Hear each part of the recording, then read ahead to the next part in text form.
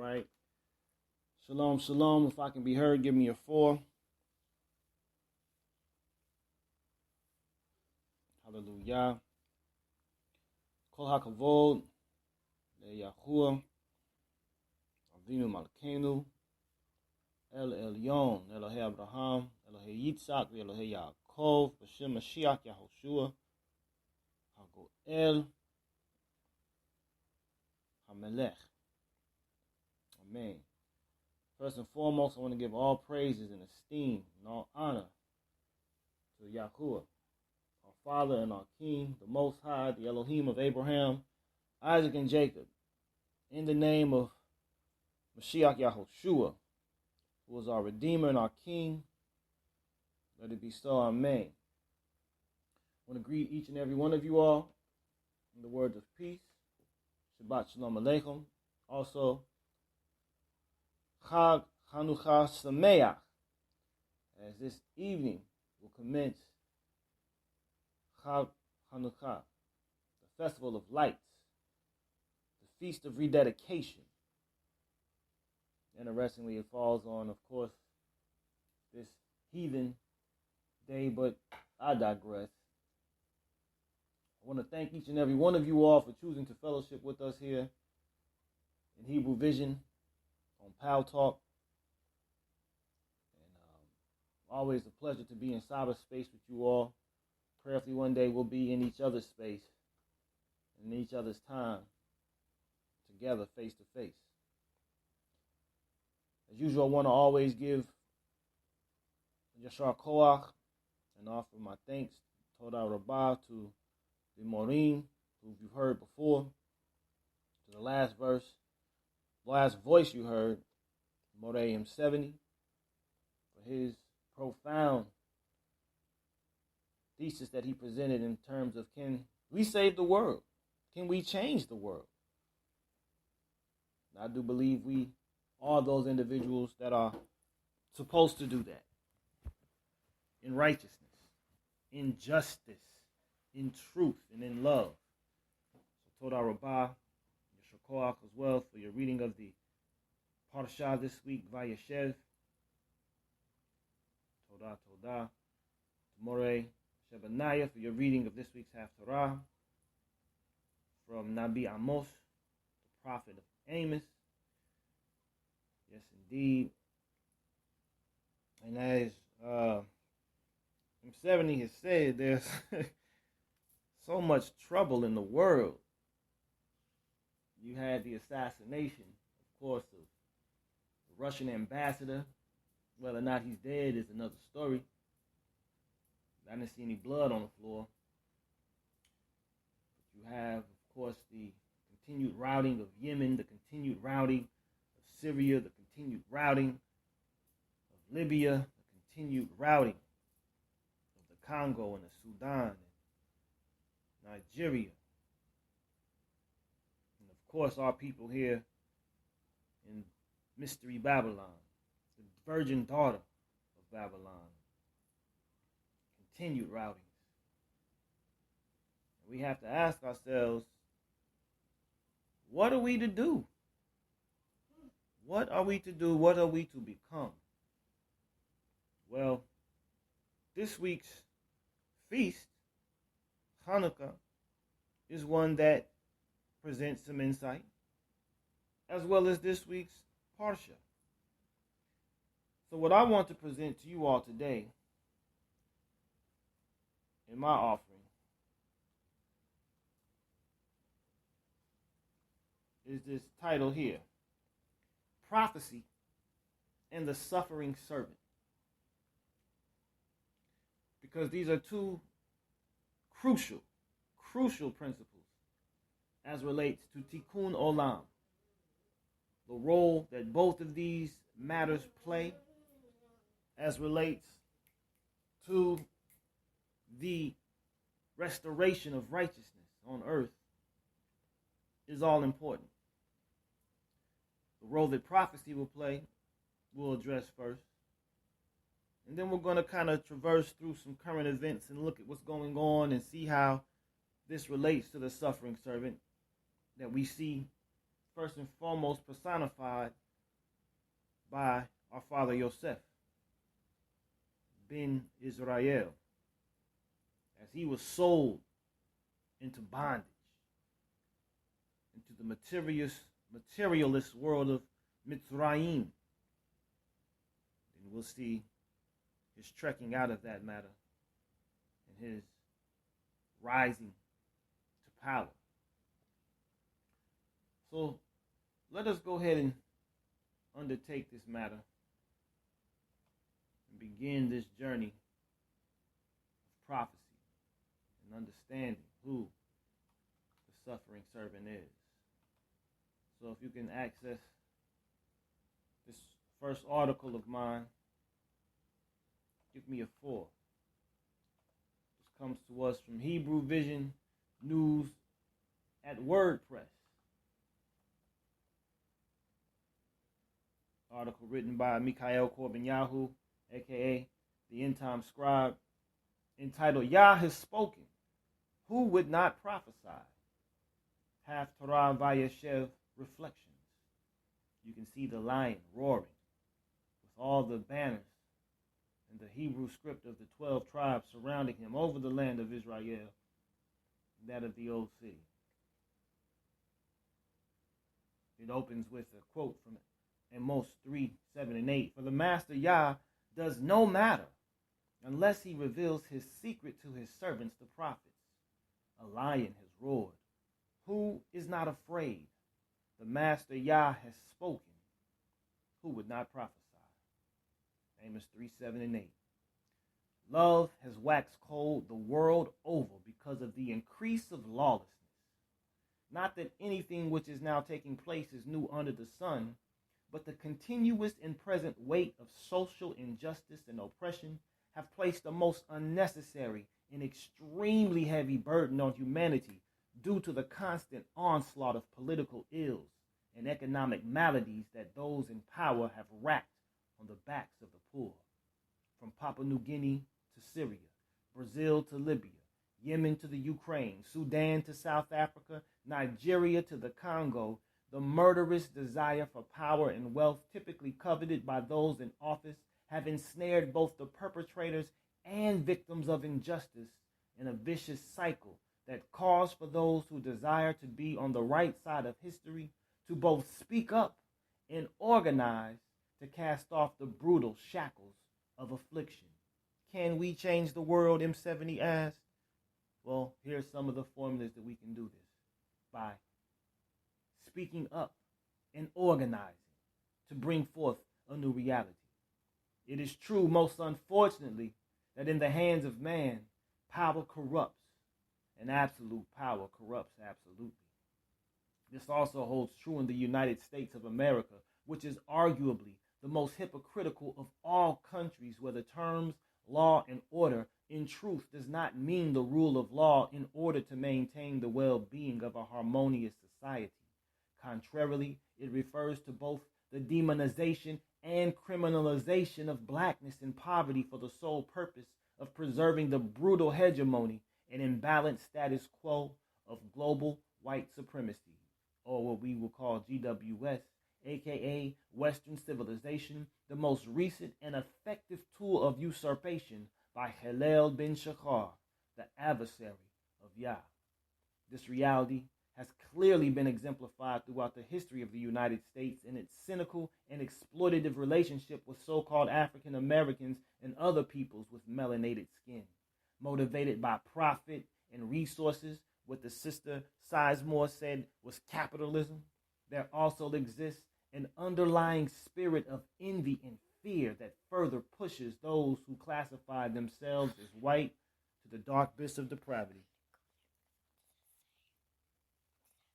1 second, got my son asking me a question.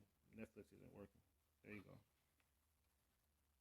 And you can watch this brief video of Tim Wise here. Let me go ahead and just play it so you can get an earful of what Mr.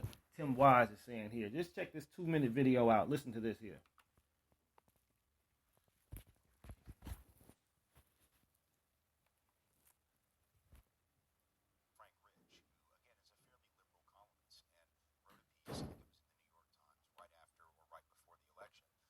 said that, basically racism is not a problem anymore because when white folks get to know black folks, well, their biases and their fears subside. Now, number one, I'm not sure that's true. But secondly, even if it were true, the truth is, given the history of racism, spatial segregation, residential isolation, the fact that 85% of white folks live in communities with virtually no people of color around, even if he were right, it wouldn't matter because most white folks won't get that opportunity to actually form close, intimate friendships or connections with people of color. And unfortunately, if it isn't happening, the only way we get to know folks of color is via media. So maybe we see Barack Obama on television coming into our living rooms every night, and over an 18-month to 2-year period, we're able to, I sort of like that guy. He seems really capable and really bright. Maybe I wasn't sure at first, but given 2 years, he was able to overcome, maybe my first impression. But the only other folks we're seeing in the media are either folks who are sort of superstars on the one hand, or criminals on the other hand. Those are the black folks we typically see on TV. They're either like mega millionaire athletes or entertainers, or they're the folks doing a perp walk on the 6 o'clock news that the cops have just gone arrested and haven't even let them put a shirt on before cuffing them and bringing them out in front of the cameras. If the only people you see regularly are superstar millionaires and thugs, for the average person, they can't relate to either of those, right?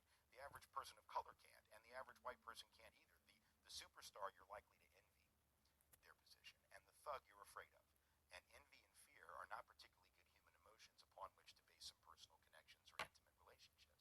So I think that's what we're dealing with. Barack Obama or Bill Cosby or Oprah Winfrey or a handful of people of color, we're able to get to know them, or at least we think we know them, via media. But for average everyday white folks and for average everyday black and brown folks, the ability to really get to know each other and overcome those implicit biases is a lot more rare.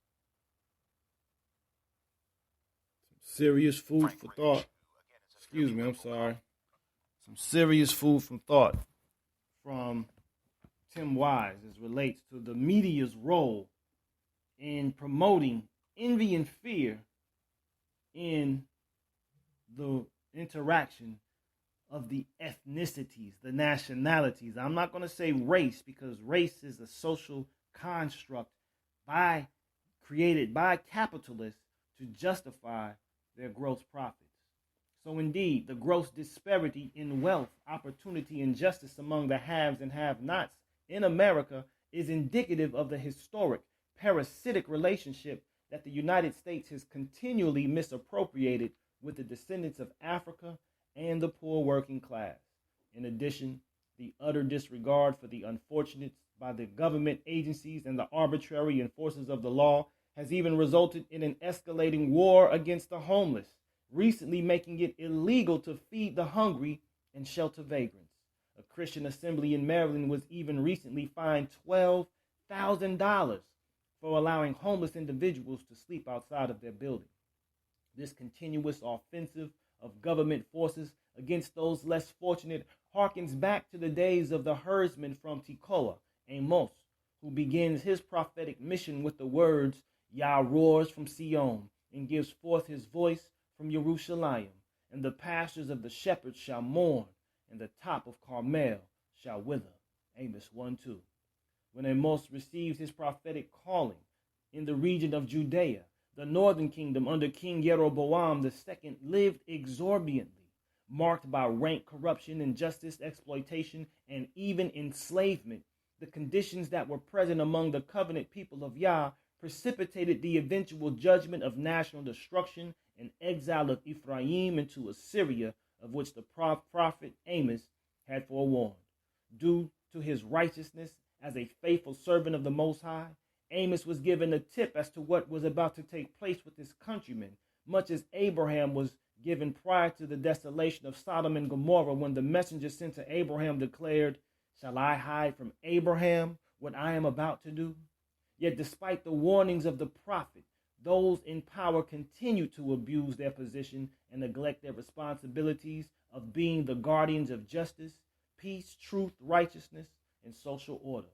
Thus, the complete erosion of Israelite civilization was now underway, as the Judeans rejected the Torah, turning instead to the nation's idols of their day, and the leeching lenders of the northern tribes of Israel sold the righteous for silver and the poor for a pair of sandals, who crush the head of the poor ones in the dust of the earth, and turn aside the way of the meek. And they lie down by every altar on garments taken in pledge, and in the house of their mighty one they drink the wine of those who have been fined. Amos 2:6 and verse 8. Most hypocritically, the leaders of Amos' day feigned righteousness and religious piety by scrupulously carrying out the religious rituals related to the worship of Israel's national Eloah, while shamelessly conducting themselves with treachery and deceit, which, in turn, indignantly aroused the rebuke and reproof of the prophet, whose words were courageously spoken from his mouth as they were placed in his heart by the sovereign of sovereigns, who furiously sent him on a mission to uproot the barren fruit from the midst of the promised land. As the messenger of the Most High Elohim, it was the prophet's mission to cause the people to turn away from their sins and iniquities and into the gates of repentance by warning them of their destructive path and the most serious consequences that would ensue if they chose not to heed the prophet's caution. What is most profound to note regarding the calling of Amos is that it presents a profound historical lesson in that he arose from the ranks of the ordinary working class people of his day, yet chose to speak out against the powerful misleadership class who ruled over his people in wickedness. As a member of the underclass, like many of the prophets preceding and succeeding him, his identification with the oppressed, as well as his discernment of the bleeding heart of Yah, equipped Amos with the daunting task of speaking a renewed existence into being based upon the principles by which Israelite society was to be structured, the Torah. However, much like the Israelites in Mitzrayim, whose desire for justice, liberation, and self-determination was nearly extinguished because of their broken spirit due to their enslavement, the prophet's words many times fell on the deaf ears of the people. However, the mission that Amos had chosen to embrace was understood by him to be one of overcoming seemingly insurmountable odds. He also understood that it was impossible for those who were conscious of humanity's potential and purpose to remain comfortably silent. This most pressing reality is clearly articulated in the classic work by Paulo Freire entitled Pedagogy of the Press, in which he states, quote, "Human existence cannot be silent, nor can it be nourished by false words, but only by true words with which men and women transform the world." There it is, transform the world, changing the world. To exist humanly is to name the world, to change it. Once named, the world in its turn reappears to the names as a problem and requires of them a new naming. Human beings are not built in silence, but in a word, in work, in action, reflection. But while to say the true word, which is work, which is praxis, is to transform the world, saying that the word is not the privilege of some few persons, but the right of everyone. The word belongs to everyone. Consequently, no one can say a true word alone, nor can she say it for another in a prescriptive act which robs others of their works, of their words. And that's from page 88 in the Pedagogy of the Oppressed, end quote.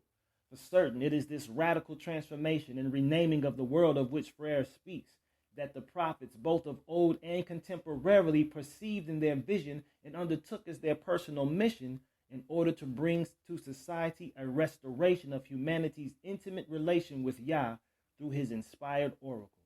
This mission also entailed providing others with the example of proper conduct according to Torah, so as demonstrated by the prophet, in order to elevate and enlighten the soul of humanity from the pits of despair and darkness.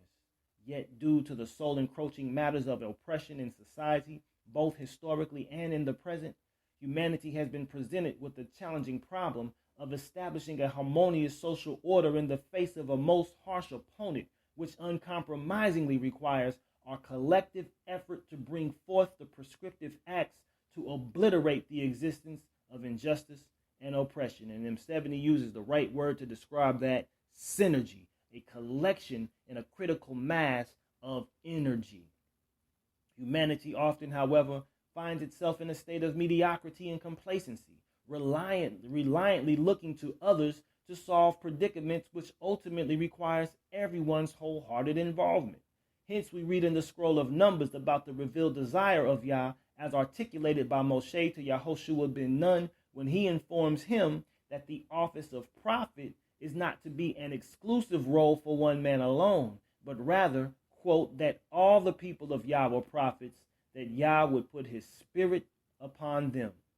This is because social justice, a matter which lies close to the heart of Yah, is also to be a matter that we too are to be intimately concerned about. And them 70 asked again, can we change the world? This is what the prophets were intent on doing, changing the world through words and through actions. And Teresa just defines synergy here as the interaction or cooperation of two or more organizations, substances, or other agents to produce a combined effect greater than the sum of their separate effects. This is what unity is all about. Continuing on.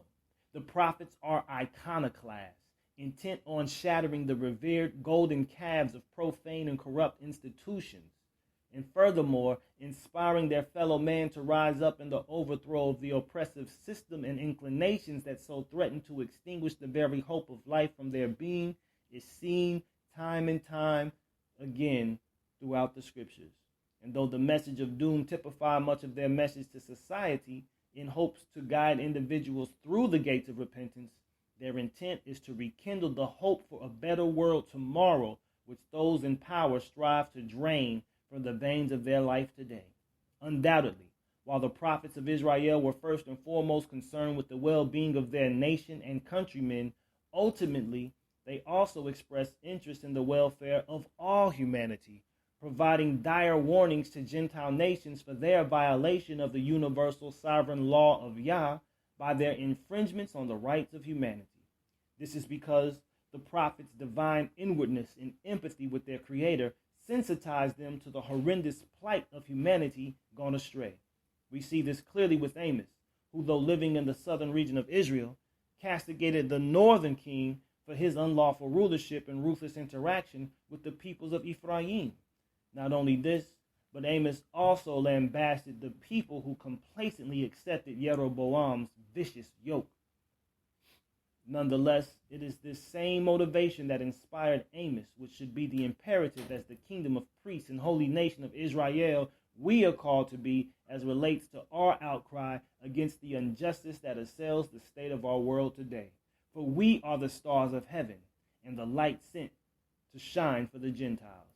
In the final analysis, it is our calling as ordinary men and women to be extraordinary in spirit and truth, and to proclaim the word of Yah to this sin-sick, corrupted world.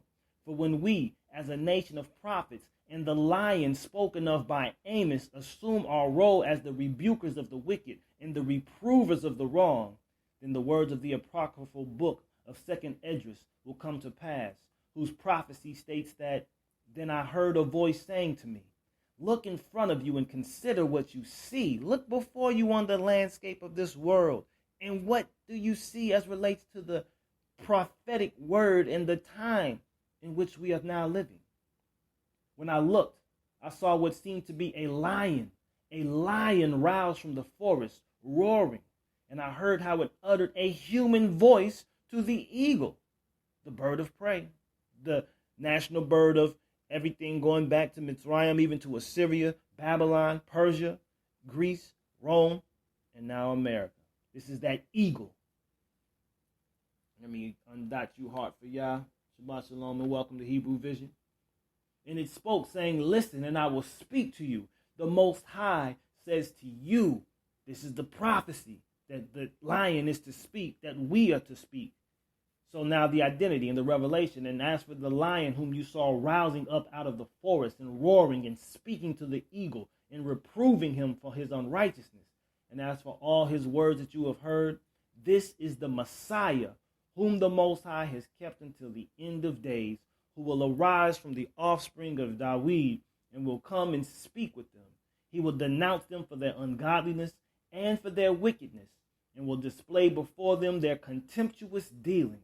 But first, he will bring them alive before his judgment seat. And when he has reproved them, then he will destroy them. But in mercy, he will set free the remnant of my people, those who have been saved throughout my borders, and he will make them joyful until the end comes, the day of judgment, of which I spoke to you at the beginning. This is the dream that you saw, and this is its interpretation. 2nd Ezra chapter 11, verses 36 and through 38, and then chapter 12, verses 31 through 35. Selah. So this is the role of the prophet, and this is what prophecy is intent on doing. Changing the world through synergy. And that Messiah which was spoken of was not one man, but it was a body of people assembled as one man. You can see that also in the book of Ezra, chapter 3 and verse 1. But that is what is to take place when we see things as the children of Israel and as sons and daughters of the Most High. We can't just sit back and just let it be if it's not in order and if it's against the precepts of Torah. We are to speak out against it and to organize it, to put forth the right action to remedy that illness. We are the spiritual doctors and healers of the earth. And if the earth is sick, well, then we have to find a remedy to make sure that that sickness is removed. This next article is going to deal with some of the things as relates to this particular season. These next two articles, as a matter of fact. Because when we look at the Essene community that this article is here going to address, you're going to see that they're dealing with those from the time of almost the Hasmoneans who fled the Second Temple era because they saw the corruption that took place in the temple. And they came out and they casted warnings. You think of Yochanan Hamatbil. You think of John the Baptist, who was of the Essene tradition, and he came and spoke against Herod and prophesied against Herod. Well, just recently, this week, this article is letting us know, new Dead Sea Scroll fragments were found in the Judean desert caves. So when you access this article from Sign of the Times, which they took from Haaretz, give me a 4. New Dead Sea Scrolls were found in the Cave of Skulls by the Dead Sea in Israel.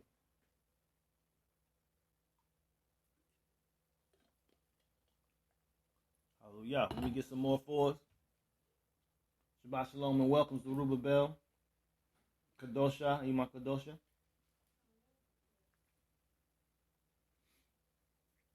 Two or more, we're going to go ahead. New fragments of the Dead Sea Scrolls have been found in the Cave of the Skulls by the Dead Sea in Israel in a salvage excavation by Israeli authorities. The pieces are small and the writing on them is too faded to make out without advanced analysis. At this stage, the archaeologists aren't even sure if they're written in ancient Hebrew, Aramaic, or another language. The most important thing can come out of these fragments is if we can connect them with the other documents that were looted from the Judean desert that have no more provenance, says Dr. Uri Davidovich of the Hebrew University of Jerusalem. Among the scientists investigating the caves, in 1947, a Bedouin shepherd tossed a stone into a cave in the vicinity of Qumran, heard the sound of an earthenware jar cracking, which led to what some have called the greatest archaeological discovery of the 20th century. Upon crawling inside, he found the first of what came to be known as the Dead Sea Scrolls.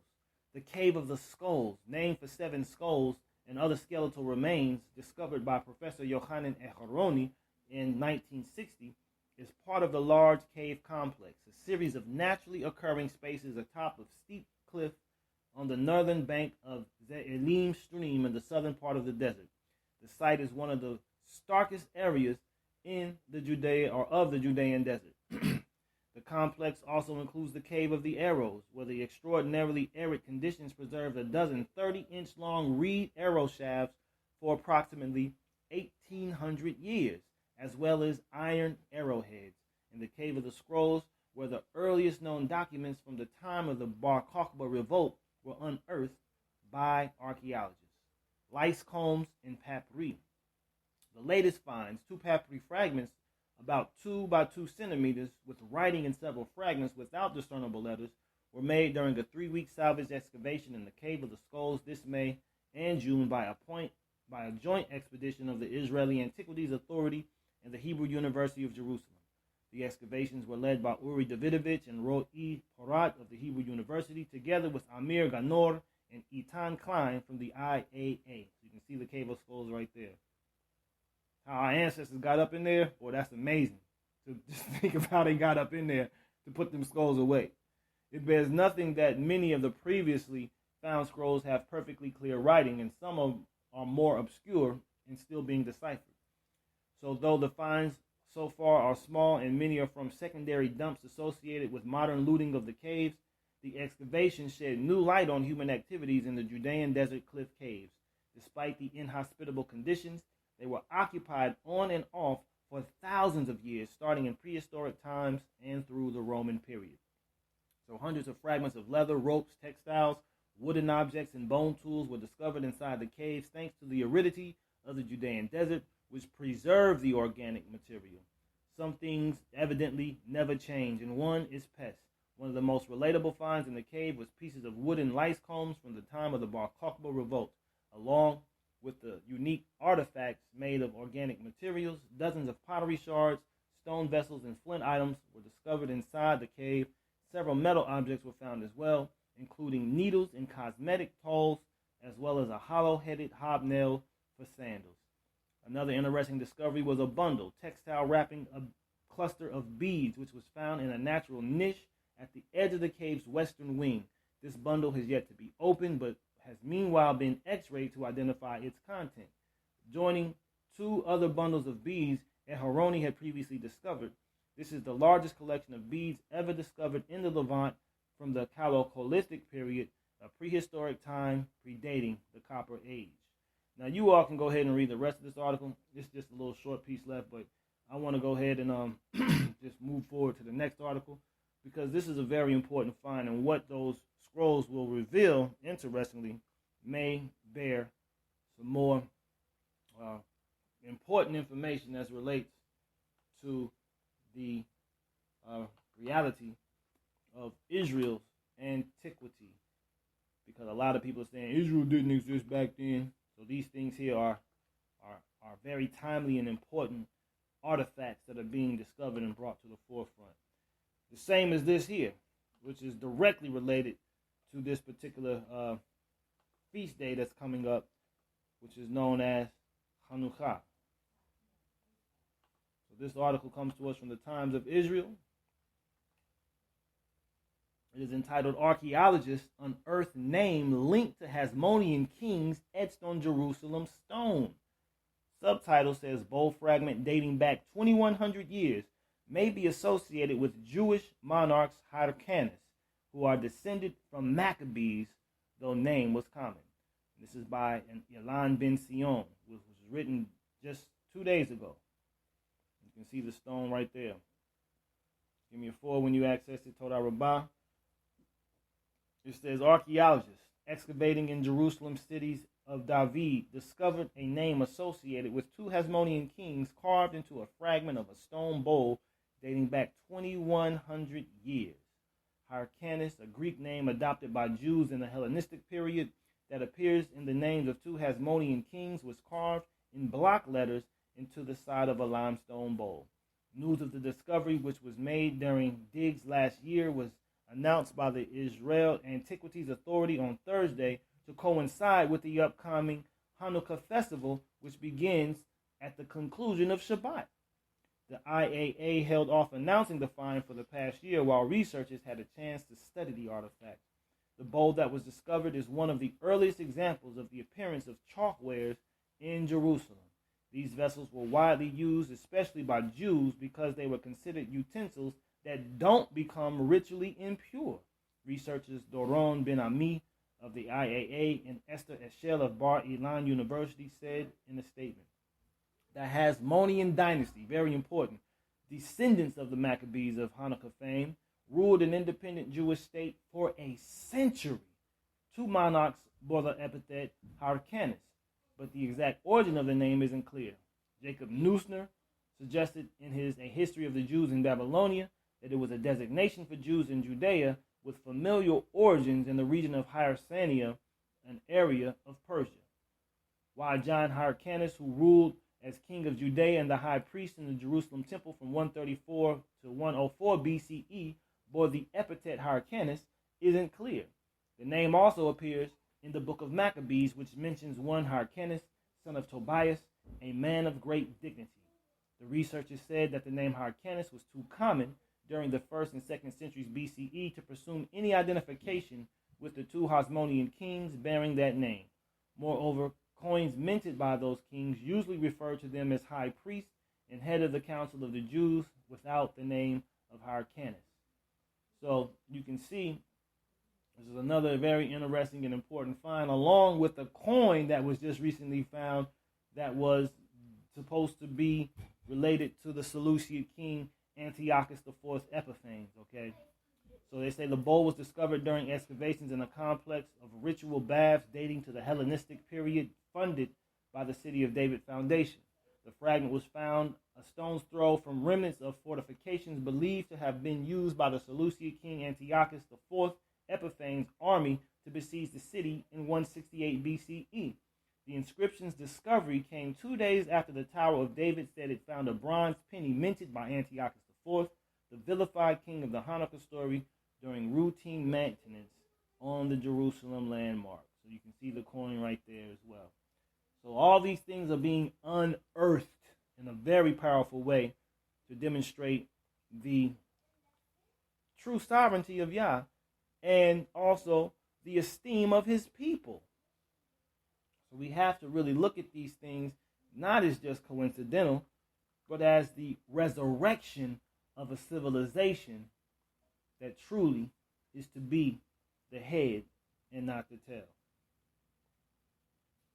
But now let's get to this suffering servant concept and look at some matters that relate to what has been taking place. I got to go pull this article up. It didn't come up. So I'm pull it up next. Give me 1 second as I go regather this article.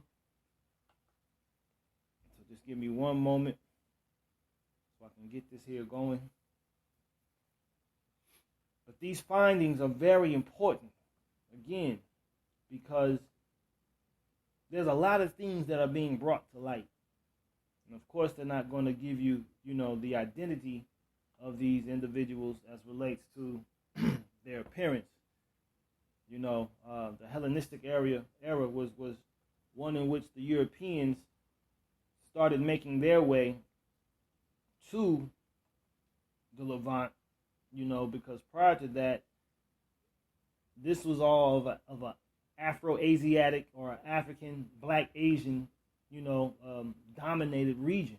An African and a Black Asian or Afro-Asiatic region dominated by those peoples. And so, when we're looking at these things take place, it really bears a lot of importance historically and demographically as relates to who was truly in that land and who were the invaders of that particular time, because it was those invaders who really changed the demographics of that particular region. The Ptolemaic era, as well. But now let's look at this last speech as relates to now getting this matter of the suffering servant. This article here is entitled Obama's National Security Speech Exposes His Firm Stance Against Oppressed Peoples. So these are now nothing new. Like I said, there's nothing new under the sun. We have dealt with oppression for millennia. And this oppression has always produced some true heroes and revolutionaries of the day. And we'll get to those people shortly as well. When you access this article, give me a 4. It comes to us from Libya 360.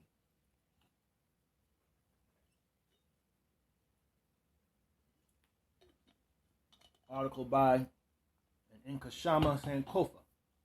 He says U.S. President Barack Obama praised the U.S. military regime from top to bottom as he dropped the names of Army generals, personnel, and their families during his last speech on national security as U.S. President on November 6, 2016. He paid homage to the past 75 years of bloodshed and carnage that the U.S. has brought to the world from the Second Imperialist World War, their attempted occupation of Vietnam, up to the occupation of Iraq and Afghanistan. Obama used this speech as an opportunity to promote the lie of U.S. moral justification when it comes to the actions against the oppressed peoples of the world. In his speech, he declared terrorist organizations and radical individuals are trying to kill Americans. He continued to push this false sense of moral high ground by saying, we did not choose this fight, as if the neocons didn't plan this out like decades ago, but as if oppressed people are just waking up out of the blue and deciding to resist U.S. imperialism for no perfect reason. Obama claimed to support 300,000 Afghan troops in the fight to keep the people free. This is a bold-faced lie, as Afghan troops who are supported by the U.S. are only stooges for their oppression, for their oppressor, not liberators. It is clear that Obama is not interested in telling the truth about the U.S. and its crimes. His primary interest is painting this corrupt and brutal government, as well as its savage regime, as heroes in the face of evil. 16,000 airstrikes on places like Syria and Iraq to fight ISIS, but never mentions how many civilians are murdered during these strikes, keeping the chickens from coming home to roost. Obama told the audience how the U.S. has 16,000 airstrikes on places like Syria and Iraq to fight ISIS, but he never mentions how many civilians are murdered during these strikes. He also praised the neo-colonial African Union for its cooperation with the U.S. in attacking Africans in Somalia, and went on about how fascism and communism is a threat to world order. He even had the nerve to call the oppressed people who resist U.S. imperialism and pimpery as thugs and murderers who should be treated as such. The white power and blackface representative blames attacks on U.S. and Europe on things like radicalism and even social media instead of the very real actions that the U.S. perpetrate throughout the world. Obama calls white power world order and attacks on U.S. imperialism terrorism. He calls oppressed people struggling to be self-determined fascism and uses the word communism as if it is a bad thing. This is that double speak, that devil speak, right? That's what double implies, dual, diablo, two, double. It is clear that Obama paints anything that threatens the prosperity enjoyed by the white imperialist world at the expense of Africans and oppressed peoples as some type of evil boogeyman that must be destroyed. Terror, however, is what Africans and oppressed people experience every day at the hands of U.S. domestic and international military regimes. Power is something we as Africans are denied daily and have been for centuries, and does not need a special name like fascism. The U.S. government deserves every resistance attack made against it by oppressed people. So-called national security is nothing but the U.S. efforts to keep its chickens from coming home to roost. We are winning Uhuru in this lifetime. Selah. Very powerful article, because this is the oppression that the prophets are called to speak up against and to speak out against. And we are to realize who the enemies are, who our allies are, and to unite with those. Keep in mind, my enemy's enemy is my friend. And we got to understand these political connections and relations as to our advantage. This is what wisdom is about. Understanding the origin of divine matters and terrestrial matters to our advantage. That's what 4th Maccabees tells us.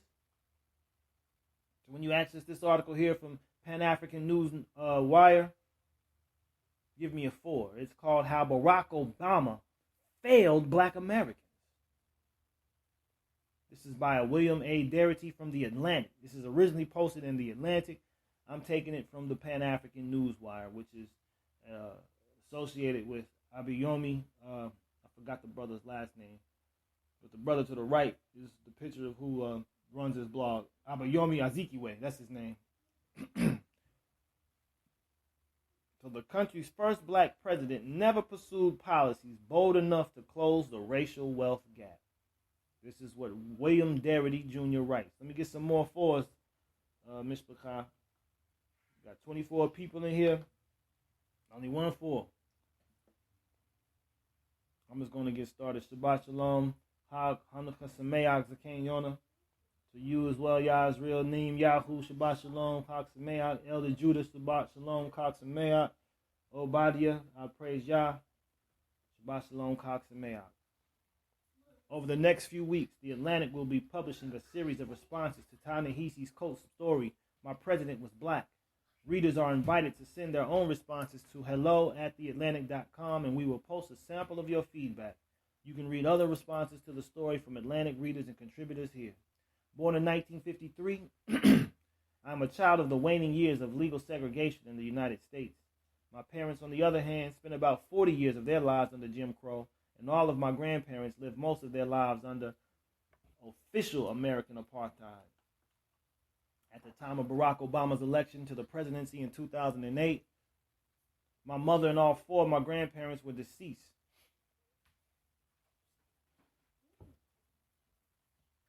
But my father was alive and well, and absolutely thrilled to have lived to see the election of a black man as the president of the United States. Usually deeply cynical about American politics and politicians, my dad could not comprehend my deep reservations about Barack Obama's leadership. Indeed, he viewed any criticism of Obama as bringing aid and comfort to white supremacists. My father hardly was alone among black Americans across all generations. The near complete unanimity, yes, here you go, Elder. Booyah. The near complete unanimity of passionate black Americans' admiration for Obama carried with an absolute resistance to hearing any complaints about the black president. And indeed, there was much to admire. An exceptional resume, an attractive family with a black wife who was his professional and intellectual equal, handsome and grained, tolerant, distinguished maturity, a strategically wise, moderate, progressive political position, and a place as the sometimes self-professed messianic fulfillment of the civil rights movement of the 1960s. For many black Americans, the ascent of Barack Obama to the presidency was equivalent to the moment of Jubilee. I mean, they're using very powerful language in this article. David is very interesting. An extraordinarily disciplined individual, Barack Obama preempted the smallest hint of scandal by admitting that he had smoked pot during his youth. He even crafted a narrative of a rise from adversity, growing up successfully by the efforts of a single parent despite a missing father, albeit a white single mother with a PhD whose father was CIA connected. Let's mind you add that to the equation. Whose own parents were affluent residents of Hawaii. With every drop of respectability in place, his somewhat icy intellect coupled with his enthusiasm for basketball and for black music across a half-century of styles was an inordinately appealing candidate with an ideal combination of the cool and the rational. For many white Americans, his election confirmed their belief that American racism is a thing of the past. And then others was like, well, we need to get this back even much more so now because it's being turned over to the niggers. But an underemphasized dimension of each of Obama's campaigns, a dimension patently relevant to the most recent presidential election, he only received a minority of votes among whites who cast ballots. In fact, he would have been swept away in a landslide had only whites been the voters. In 2008, 55% of white votes cast their ballots for John McCain. In 2012, 59% of white voters cast their ballots for Mitt Romney. Nevertheless, some of those white voters who did not vote for him took his 8 years as president as license to assert that the country is post-racial, even while attacking him with both veiled and overt racial slurs. But racism is organic to American life, and it sits at the core of persistence of racial economic inequality. In his fascinating profile of Obama, Ta-Nehisi Coates refers to the mark of a system engineered to place one on top of the other, to place white over black. He offers some examples. The facts that blacks with a college degree have an unemployment rate almost as high as whites' high school graduates. The completion of a college education leads blacks to carry twice the level of student loan debt than whites 4 years after the degree. That blacks experience a significantly higher default rate on their loans. That black households have 1/7 of the wealth of white households, and that black families with $100,000 or more in income reside in more disadvantaged neighborhoods than white families making less than $30,000. sadly, these actually are softer illustrations of the mark of the system, the beast. You see what I'm saying? This is here. This is the mark of the beast. And findings that have emerged from research I have done with Derek Hamilton, Ann Price, and other members of the National Asset Score for Communities of Color, NASCC, research team. We found a much higher discrepancy between black and white wealth groups than the gap that Coates reports. Blacks with some college education actually have higher unemployment rates than whites who never finished high school. At each level of education, the black rate of unemployment is twice as high as the white rate. Moreover, the relative economic position on virtually all indicators, including the racial unemployment rate gap, has not improved since the passage of the Civil Rights Act of 1964. Estimates generated from the 2013 round of the Federal Reserve Survey of Consumer Finances indicate that black households have 1/13 of the wealth of white households at the median. We have concluded that the average black household would have to save 100% of its income for 3 consecutive years to close the wealth gap. That means you can't spend a penny for 3 years straight. Just put it into your savings account in order to close the gap for 3 years. I mean, it's staggering. The key source of black-white wealth gap is the intergenerational effects of transfers of resources. White parents have far greater resources to give to their children via gifts and inheritance, so that the typical white young adult starts their working lives with a much greater initial net worth than the typical black young adult. These intergenerational effects are blatantly non-meritocratic. I always have a problem saying that word. Indeed, the history of black wealth deprivation, from the failure to provide ex-slaves with 40 acres and a mule, to the violent destruction of black property in white riots, to the seizure and expropriation of black-owned land, to the impact of racial restrictive covenants on home ownership, to the discriminatory application of policies like the GI Bill and the FHA, created the foundation for a perpetual racial wealth gap. Shabbat shalom to you and yours, Bat Yagana Yahoo, and all else who recently entered into the room. This is the article we're reading from, entitled How Barack Obama Failed Black Americans. The name of the entire offering is called Prophecy and the Suffering Servant. And we're going to deal with that because this is all matters that create that suffering servant. These people from the underclass who are the afflicted. These are the people who Yah has chosen to confound those who are in power, those who are strong. Continuing on. Blacks working full-time have lower levels of wealth than whites who are unemployed. Blacks in the third quintile of the income distribution have less wealth or a lower net worth than whites in the lowest quintile. Even more damning for any presumption that America is free of racism is our finding that black households whose heads have college degrees have $10,000 less in net worth than white households whose heads who never finished high school. As we point out in our report, umbrellas don't make it rain. Studying hard and working hard does not enable blacks to eliminate the racial wealth gap. Doing the right thing is far from enough. And this is what we just heard with the sister Barbara Sizemore, Dr. Barbara Sizemore, who said that, in school we're taught to be good, to not cheat, to work hard, do all these things here. But when we get into the real world, and you see these people who have fortunes, well, everything that we've learned is contrary to what they've done to achieve their fortunes. Not saying that's what we do, but you lose your mind trying to compete in a world that is based in competition.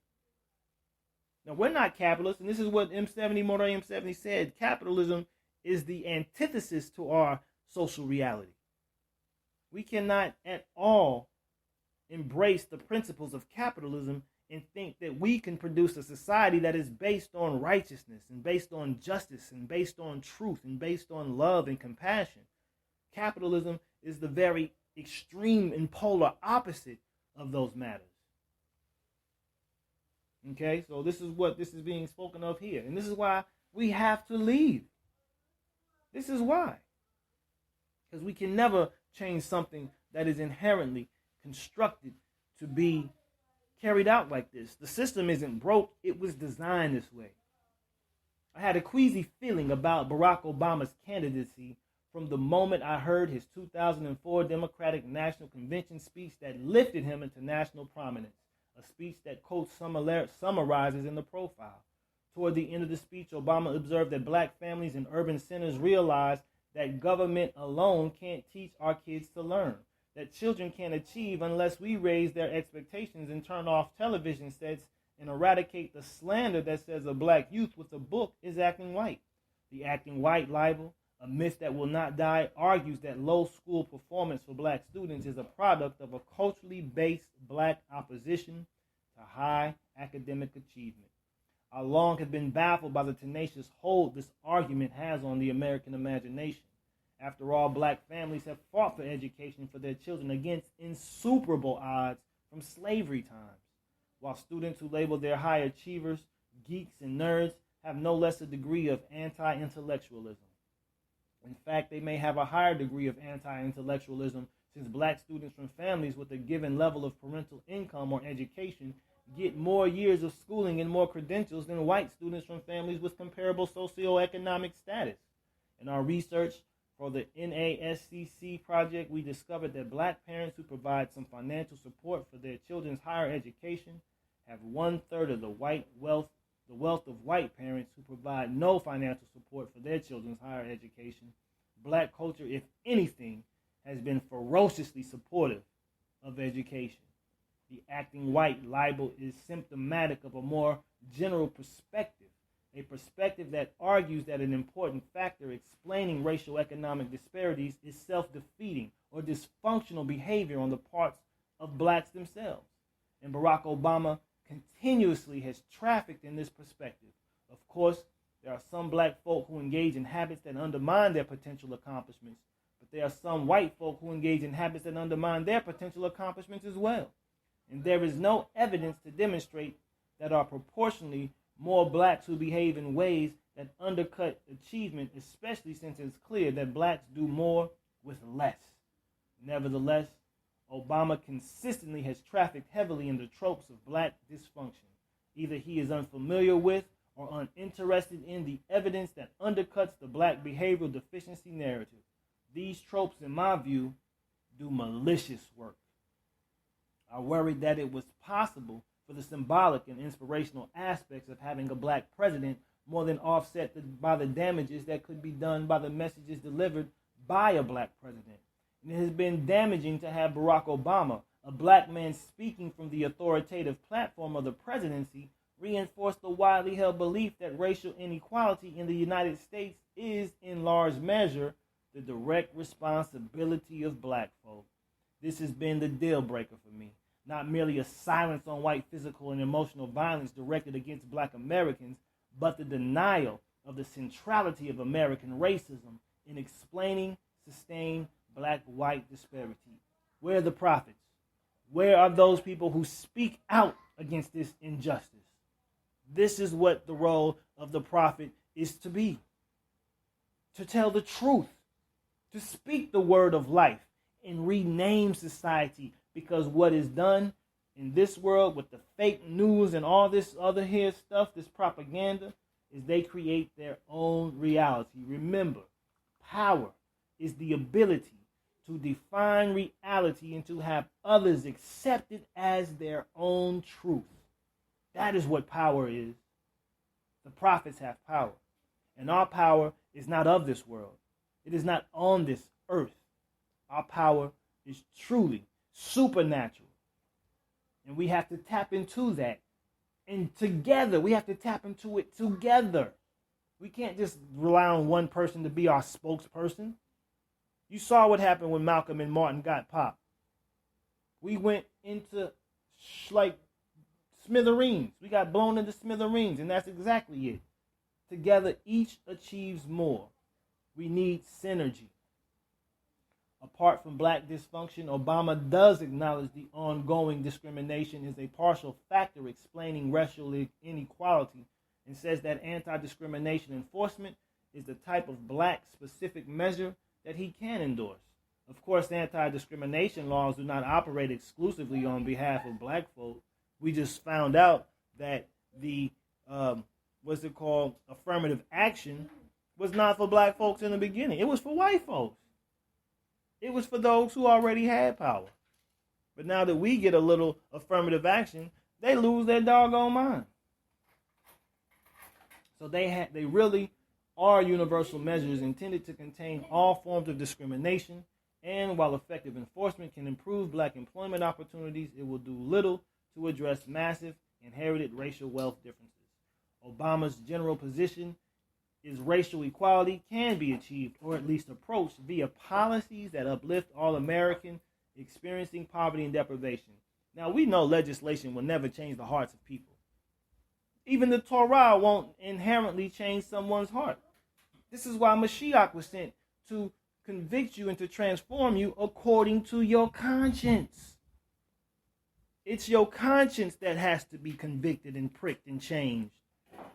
If you don't circumcise your heart by transforming your mind, no matter what law is on the books, you're not going to do it if it's not in your heart. So you can talk about policies and legislation all day, but that's not the heart of the matter. You have to re-educate individuals. And I ain't talking about brainwashing. You have to demonstrate to them what the truth of the matter is. Obama has said that as a general matter, my view would be that if you want to get African American poverty, to get at African American poverty, income gap, wealth gap, achievement gap, that the most important thing is to make sure that the society as a whole does right by people who are poor, are working class, that are aspiring to a better life for their children. Higher minimum wages, full employment programs, early childhood education. Those children or those kinds of programs are by design universal, but by definition, because they are helping folks who are in the worst economic situations, are most likely to disproportionately impact and benefit black Americans. Now, I'm not going to continue to read this article. I just wanted to show clearly how Obama has failed black Americans. And so many of us who are in America have looked to Obama as the savior, has let you down. Because if you're looking to a man who has no inspiration from the Most High, though he may say God bless America, though he may feign, as we talked about in the article, Yah has spoken who would not prophesy, he has feigned righteousness, but inside he's a house of dead bones, the whitewashed sepulcher that Yahushua called the Pharisees and Sadducees. These are the things that we have to recognize and discern and look at the policies he has enacted and look at the decisions executively he has made and look at the wars he has continued to escalate and rain down on peoples of color in other countries. These are the things that you have to look at, the fruit. Look at the fruit. And you will see what's that root. So let me get to my next article here and start dealing with some of these prophets, some of these leaders, some of these revolutionaries who have spoken up and who have been for the people. When you access this next article that I'm posting in here from colossal.com,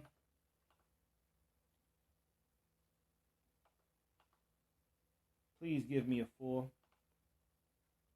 The name of the article is entitled Assata Shakur, Revolutionary in Exile. When you access this article, please give me a 4.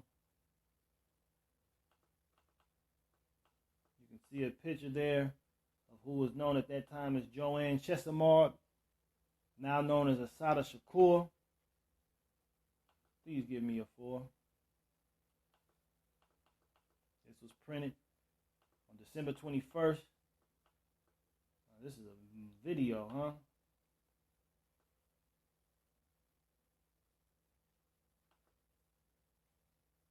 This was by King Solomon. This is a very brief video.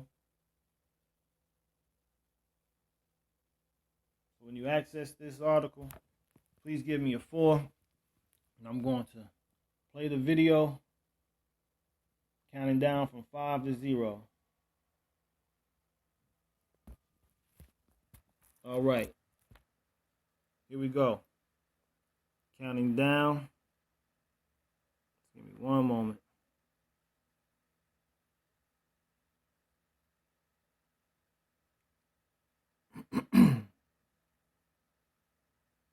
Colossal's not responding.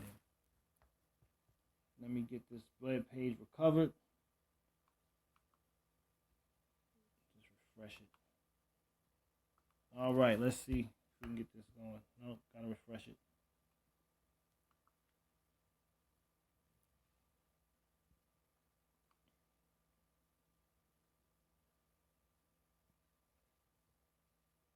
For some reason my web page isn't responding. Shabbat shalom and to you and yours, Yaakov, Yahoo Maccabee, Chag Sameach as well.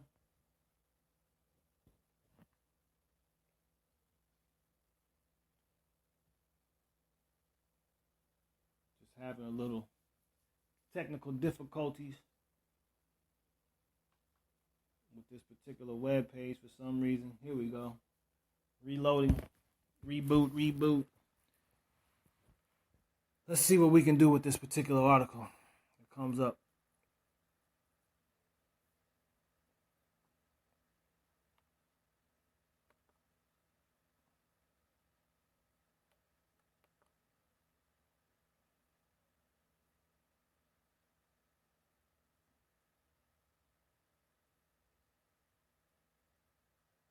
That's crazy. All these other pages were working just fine. And now it wants to act like you can't do nothing.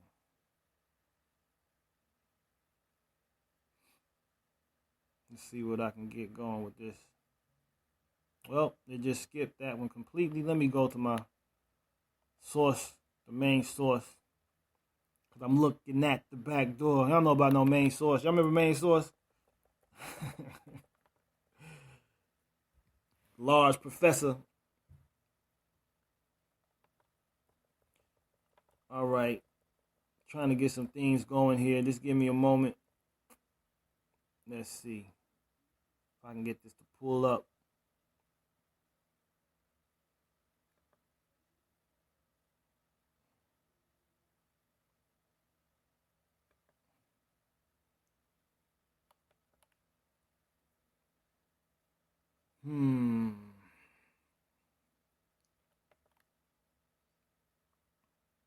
All right.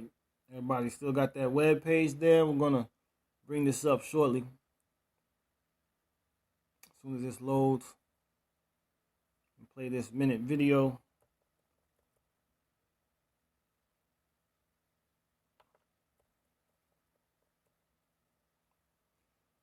All right. Give me one moment. It is loading.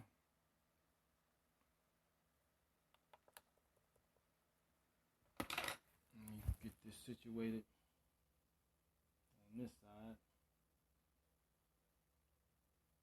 All right.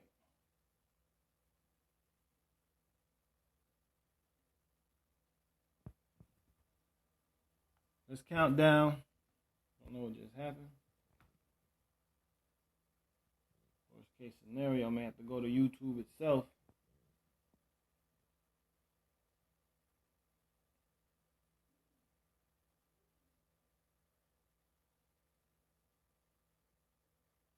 I'm thinking that's what I might have to do the way this is going. Well, let's see.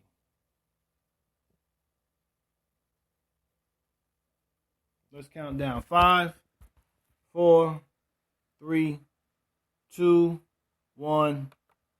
Press play. Here we go.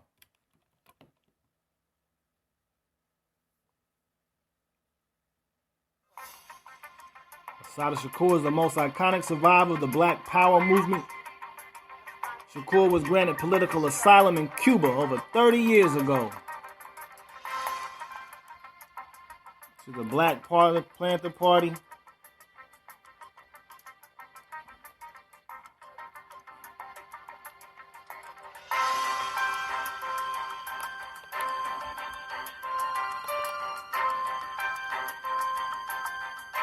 Got a pop-up blocking every word. But Cuba has maintained that it has no plans to extradite her or any other political refugee. Shakur remains on the FBI's most wanted terrorist list. $1 million on her head. Her fight is remembered to this day and is continued by black activists worldwide.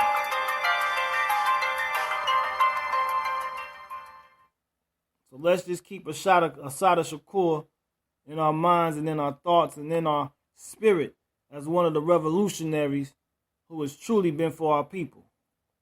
The link is right there. Toda Rabbah. Posting that again, more AM70. Now we're going to take a look at some other revolutionaries that are present. And this brother here is from Biafra. When you access this article from IsraelRising.com, please give me a 4. His name is Nnamdi Kanu and the Hebrew warriors of Biafra.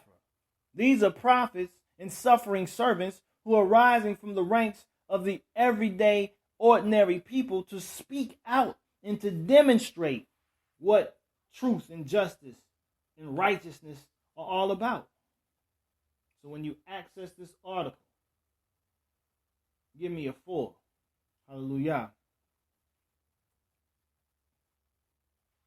This article is by David Mark, wrote this on December 16th. He says, Nnamdi Kanu, leader of IPOB, who has been imprisoned by Buhari's Islamist regime in Nigeria, has threatened that he would expose secrets that are capable of sinking Nigeria. Prophet, suffering servant. Kanu is not your ordinary prisoner.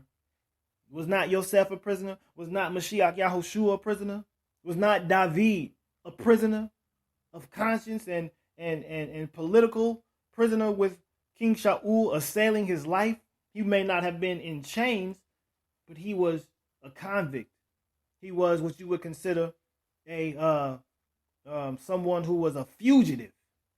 Kanu was not your ordinary prisoner.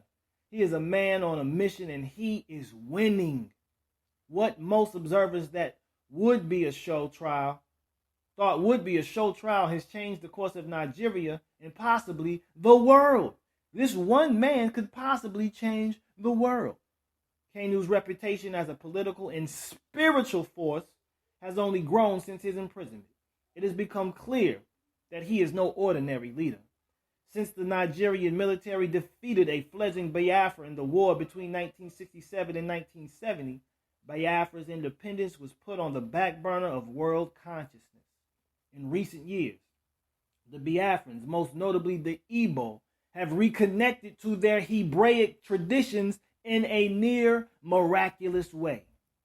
Thousands of Igbo have turned to the ancient customs deeply connected to Israelite rituals to find a source of strength. These Hebraic roots stem from the Igbo's origins to the northeast and ultimately to the land of Israel. Those who know Kanu can say that he has increasingly shifted towards a direct Israelite understanding of the world and has grown closer to a Judaic outlook. This makes him the most dangerous man in Nigeria because for Kanu, it is about returning the Igbo and all of Black Africa, or Biafra, back to its original state of being. When the British came to West Africa, they understood, they knew, they were well aware they were dealing with the Hebrew tribe. They encouraged the Hausa to defeat the Igbo and hand them over as slaves to be brought to the New World. Listen to this. This is how we get here, people. Due to enslavement, oppression, there's this oppression word again, and occupation by the British, Biafra and the Igbo would lose their connection to Israelite customs. However, with Buhari's oppression of Biafra and the Igbo growing, Kanu's return to his Israelite ancestry through a Jewish frame of reference is part of a larger movement. They know it's a larger movement back to the truth. The Hebrew movement in Biafra can be seen everywhere from Zionist groups to prayer shawls. Thousands of Igbo are awakening to the fact that they are descendants of Israelites that traversed sub-Saharan Africa over 1,000 years ago or more. In order for there to be a free Biafra, it must shed the religion of their colonizers and return completely to their roots. Kanu's direction can lead to an independent state of Biafra and the first Hebrew state in Africa. Say la. I mean, people. I don't even really know what to say in light of this other than hallelujah. This article carries so much weight as relates to prophetic fulfillment, as relates to the role of a suffering servant who inevitably becomes a lion and roars against the powers of darkness, which is what Kanu was doing. Now, can we join that? Undeniably. Can we address that where we are in our locales? Undeniably. But most importantly, we have to gather. This article speaks volumes.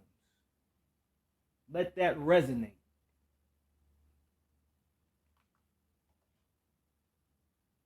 I have 3 more articles. And I will open this microphone. This next article comes to us from Onyx Truth. It's called Up from Slavery. When you access the article, give me a 4. It is written by G. Lowry on December 21st of this year. He's speaking of none other than Booker T. Washington. Up from Slavery.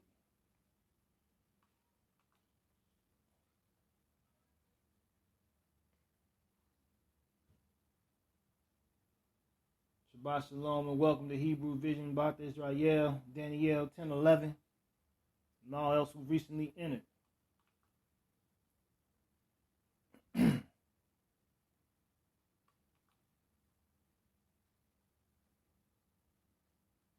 see, something going on here. All right, the first black person in America to be considered the leader of the black race was Booker T. Washington. Booker T. Washington was born April 5th, 1856 in Hell's Ford, Virginia as a slave. His mother was a slave and his father was a white man that he had never met. Despite his very humble beginnings, Booker T. Washington went on to become one of the most famous Americans of his time, to where he earned the respect of prominent businessmen in America by the likes of Andrew Carnegie, to sitting U.S. presidents, all the way to Queen Victoria of England. He became known by kings and queens. The scripture told you this. You would come up from nothing to be revered by kings and queens. But Booker T. Washington's most celebrated accomplishment was the creation of Tuskegee Normal and Independent Institute, now known as Tuskegee University, in a small town named Tuskegee, Alabama. Tuskegee Normal and Industrial Institute's creation was spearheaded by Booker T. Washington for the sole purpose of setting a standard, here we go, of educational quality that would prove to be a template for the nation during the Reconstruction era of American history, that the Africans were far more beneficial for the progression of America if Africans were properly educated and trained to work in the industries versus remaining in desperate, extreme poverty after the eradication of slavery. There's something about education, people, that lifts man from the dregs and the bowels of society to the heights of it. And this goes back to the ancient ways. However, I would impart what was missing in Tuskegee was the spiritual education. We cannot neglect the spiritual education of Torah as the foundation of society, the moral foundation and spiritual foundation of society. When that reality is established, everything else will truly come into place. But we have to start early. We have to start early. You can't wait until a man is 13 years old, then start instructing them in Torah, or an individual is. You got to start that at birth, even in utero. I have a personal connection to Tuskegee University. I actually went to college there starting back in '98. So I've been extremely familiar with Booker T. Washington and his legacy going on almost 20 years now. One of the things that I never gave much thought to back in my days of attending Tuskegee University was exactly how in the world did this former slave manage to get this school off the ground in the heart of the Deep South, as to where just literally a few years prior, the people attending this school were either former slaves or the children of former slaves. Another aspect that was very significant portion of the money to keep the school running, especially in its early years, were funds that came from people who were former slave owners. You should come out with great riches and great wealth. One of the reasons I believe that Booker T. Washington was so well respected across the country by black and white Americans was simply because he was half black and half white. Whether white or black people like to admit it or not, white America has always viewed mulatto people in a more favorable way than non-mixed blacks. Hence, let's look at Barack Obama, right? But the deep thing is, Booker was for his people. This is not something I'm just saying simply because this person who's writing is a mulatto. These are just pure facts that we've witnessed since the days of the plantation, all the way to the present, and how biracial people have somewhat become the standard, and how many white Americans choose to portray blackness in the media, all the way to the first black or mulatto president by the name of Barack Obama. And this goes back to that envy and fear that Tim Wise spoke about in the first article that we presented. These are the people that they get comfortable with, but yes, indeed, they are mixed children. They are mixed seed. They're like the Shomronites or the Samaritans who were mixed. Israel didn't even associate with them. Yehuda did not even associate with them by and large. But Mashiach saw something in them that can be reached. And he says, if you're going to worship the Most High in spirit and truth. Because it's not really about your flesh. It's about your heart, your spirit. Continuing on. Hated or love it. This is just another reality of America. The reason I'm bringing this up is because had Booker T. Washington not been biracial, would he have honestly accomplished as much as he was able to accomplish in his lifetime during that era of American history where racism was far more extreme, blunt, and deadlier than it is today? Seriously, think about it. This man went from being a slave to white people of all socioeconomic backgrounds, damn near worshiping the ground he walked on. To some like W.E.B. Du Bois, another highly educated and respected mulatto who just happened to be Booker T. Washington's arch nemesis. What's the deal with Du Bois opposing so many people? It's like he had this megalomaniac ego that would not allow for him to accept other directions. Because he was like, we got to just be solely educated. Booker T was like, no, we got to get our hands dirty. We got to understand the industrial aspects of this. We can't all be intellectuals. Booker T. Washington amounted to what black people in modern times might refer to as a coon. The reason why W.B. Du Bois possibly viewed Booker T. Washington as a coon is because Booker T. Washington essentially believed that the best way for black people to progress in the world was to basically assimilate into white culture. And this is what he believed. But I'm just bringing this up because his educational background and what he did in a time of nearly, insurmountable odds allowed for our people to get educated. Booker T. Washington believed that for a former slave and their children to have somewhat of a remote chance of succeeding in life was to embrace American culture and basically forgive white America of its sins committed during slavery.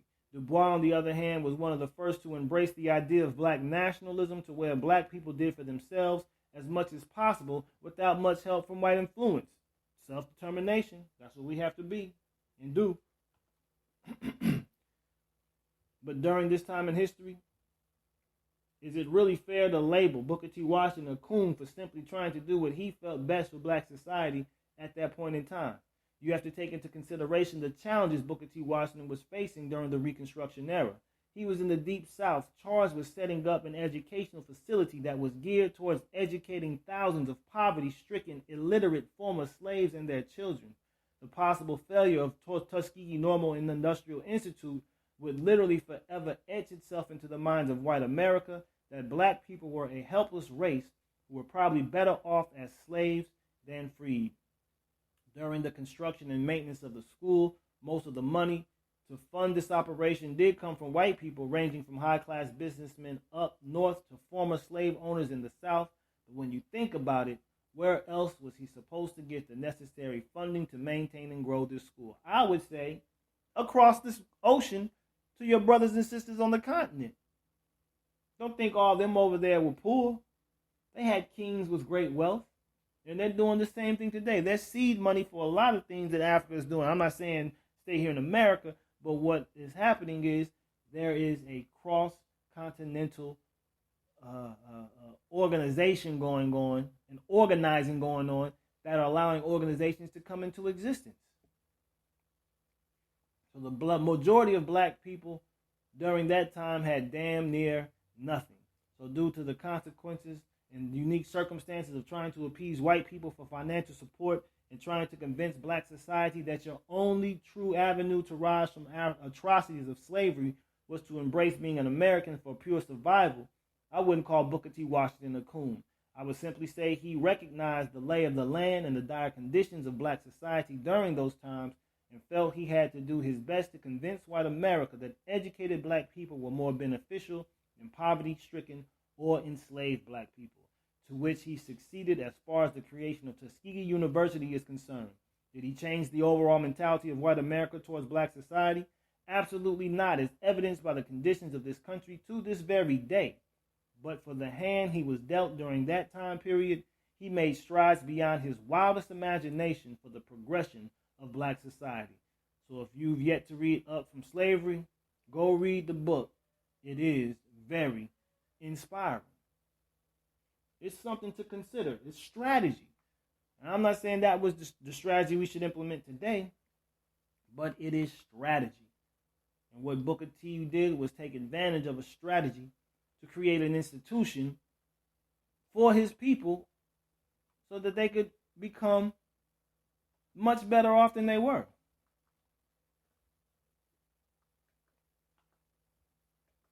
Synergism is important, but we cannot assimilate to the ideals that are pretty much predominant in Western civilization. We have our own culture. We have our own standards. We have our own values. We have our own morals. We have our own practices. Second to last article from Black Agenda Report by Amma Bini, entitled, "What Should Reparations for Slavery Entail?" Due to the abject poverty and the brutal conditions which we will live enforced in and the exploitation of our labor, what should reparations for slavery entail? Give me a 4 when you can access this article.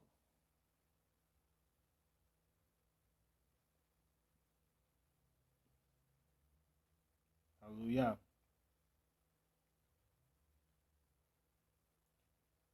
So a comprehensive economic package needs to address the fact that the current economic and technological underdevelopment of Africa and the Caribbean is symptomatic of the impact of 400 years. There's that number that Abraham's descendants were told they would be enslaved, of enslavement. Former British Prime Minister David Cameron's insulting dismissal of the transatlantic slavery and his opinion that Africans and people of African descent should move on from this painful legacy and continue to build for the future would never be audaciously uttered to Jewish people by this arrogant warmonger who bombed Libya and sought to bomb Syria, but the British House of Commons voted against such action. As the African-American actor Danny Glover said, the Jamaican government should tell Britain to keep your prison, give us schools, give us infrastructure, not prisons. In addition, the Jamaican government should ask Cameron to return all the professional Jamaicans who are teachers, lecturers, health workers, IT consultants, etc. to Jamaica, instead of the criminals. Moreover, Cameron should then pay the salaries of these Jamaican professionals whilst they develop the economy of Jamaica for the almost 400 years that slavery lasted. In short, we must confront the reality that one of the reasons why there is a brain drain in the Caribbean and Africa is the lack of decent and attractive salaries to retain African professionals. Britain can foot the bill to address this inequality that sprung from slavery and colonialism. Oh, and she will. We read this in scripture. They will. We will suck from the breast of kings and queens. We will milk them dry. This is what the prophecy says. But we have to be in the position to do so. It is necessary to advance the debate on whether Britain and the West in general, i.e., all those slave trading nations such as France, the Netherlands, Spain, the USA, Portugal, etc., should pay reparations. What should reparations entail? Acknowledging the atrocity and enormity of this experience is necessary in an official apology. And they've done that, but that's not enough. Commentators have observed how the Maoris received an apology from the British Queen in 1995. In 2008, the Australian Prime Minister Kevin Rudd apologized in Parliament to all Aborigines for laws and policies that inflicted profound grief, suffering, and loss. It appears when it comes to Africans, all lives, bodies, and history do not matter. We have to make it matter. We can't rely on someone else to say, well, your lives matter. No, we have to demonstrate unequivocally that our lives matter. Racism will find various rationalizations or excuses to deny that enslavement of African merits an apology and reparations. Yet we cannot erase the collective historical memory and experiences of enslavement that was wrought on people of African descent and continues with the covert and overt forms of racial discrimination that they still experience in the 21st century. Notions of racial supremacy and the inferiority of black people are rooted in the brutal killings of black males by white police officers in both the U.S. and U.K. Such notions stem from the legacy of slavery that gave rise to racist stereotypes harbored by racist societies that have institutionalized racism. Perhaps it should also be the case that in a program of reparatory justice, there should be legal redress for the lives of the hundreds of black men killed by racist police officers, as well as the people of African descent unjustly incarcerated in America's prisons. Whilst it is the case that no amount of financial compensation can address the psychological and emotional scars of enslavement of people of African descent, nor the horrors of the Middle Passage, nor those who remain buried in the Atlantic Ocean as a consequence of suicide, nor the 132 Africans deliberately thrown overboard in 1786 on the slave ship Zong in order that the ship owners could claim the insurance, a comprehensive economic package needs to address the fact that the current economic and technological underdevelopment of Africa and the Caribbean is symptomatic of the impact of 400 years of enslavement. This enslavement was followed by the brief but no less damaging interlude of colonialism and must be recognized as central to any form of reparation. There are those who refuse to accept the fact that the economic wealth of Europe was built on the sweat, blood, and toil of African people to the detriment of Africa. Yet let us be clear that the transatlantic slave trade was not a trade. The meaning of trade supposes equal benefit to both parties. It was not trade, but the looting of Africa in which Europe benefited at the expense of Africa, as Walter Rodney graphically illustrates in his acclaimed book, How Europe Underdeveloped Africa.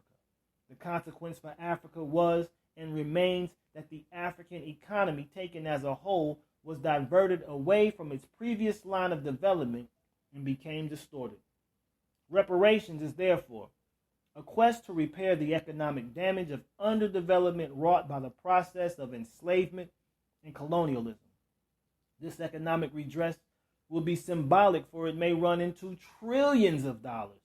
For one can never place an economic value on the millions of Africans whose lives were lost in the slave raids or as they died in the long march to the forts on the coast. How many died on such journeys? Can we account for those enslaved women who secretly aborted or killed their child to prevent them from experiencing slavery? And should we not include the medical experimentations carried out on the bodies of enslaved African women, graphically documented in the books From Midwives to Medicine, and medical apartheid. As for the psychological impact of enslavement, that too is another site of struggle that people of African descent must address through spiritual and psychological healing, as well as education, in which they reconnect to understanding and learning about their history prior to enslavement. Well, what we say in Hebrew Vision is pick up them scriptures, because it's right there. Many of us are those Igbos who they traded to America, not for our benefit, but for theirs, and to remove, as we read, the Israelite consciousness from us. They knew who they were dealing with. We just read that. They knew they were dealing with Hebrew people, Israelites. So let's take that from them. Let's remove the name of Israel from the face of the earth so that they are no longer a nation. Psalm 83. For it is essential for Africans in the world to know that Africans had a rich and complex history prior to the Holocaust of the transatlantic slave trade.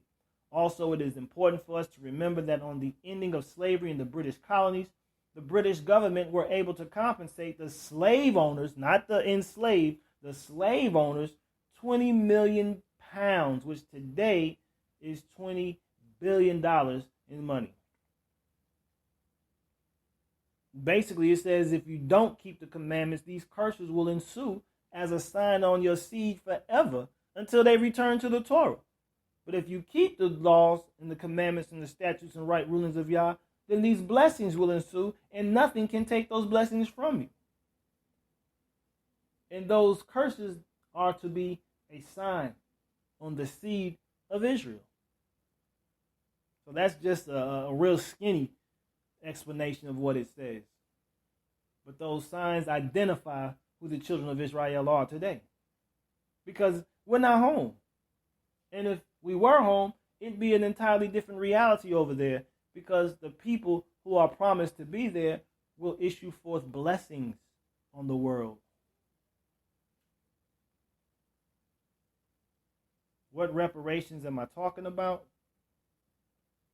The same ones that Abraham was told would come to his people after their time of punishment. The same reparations.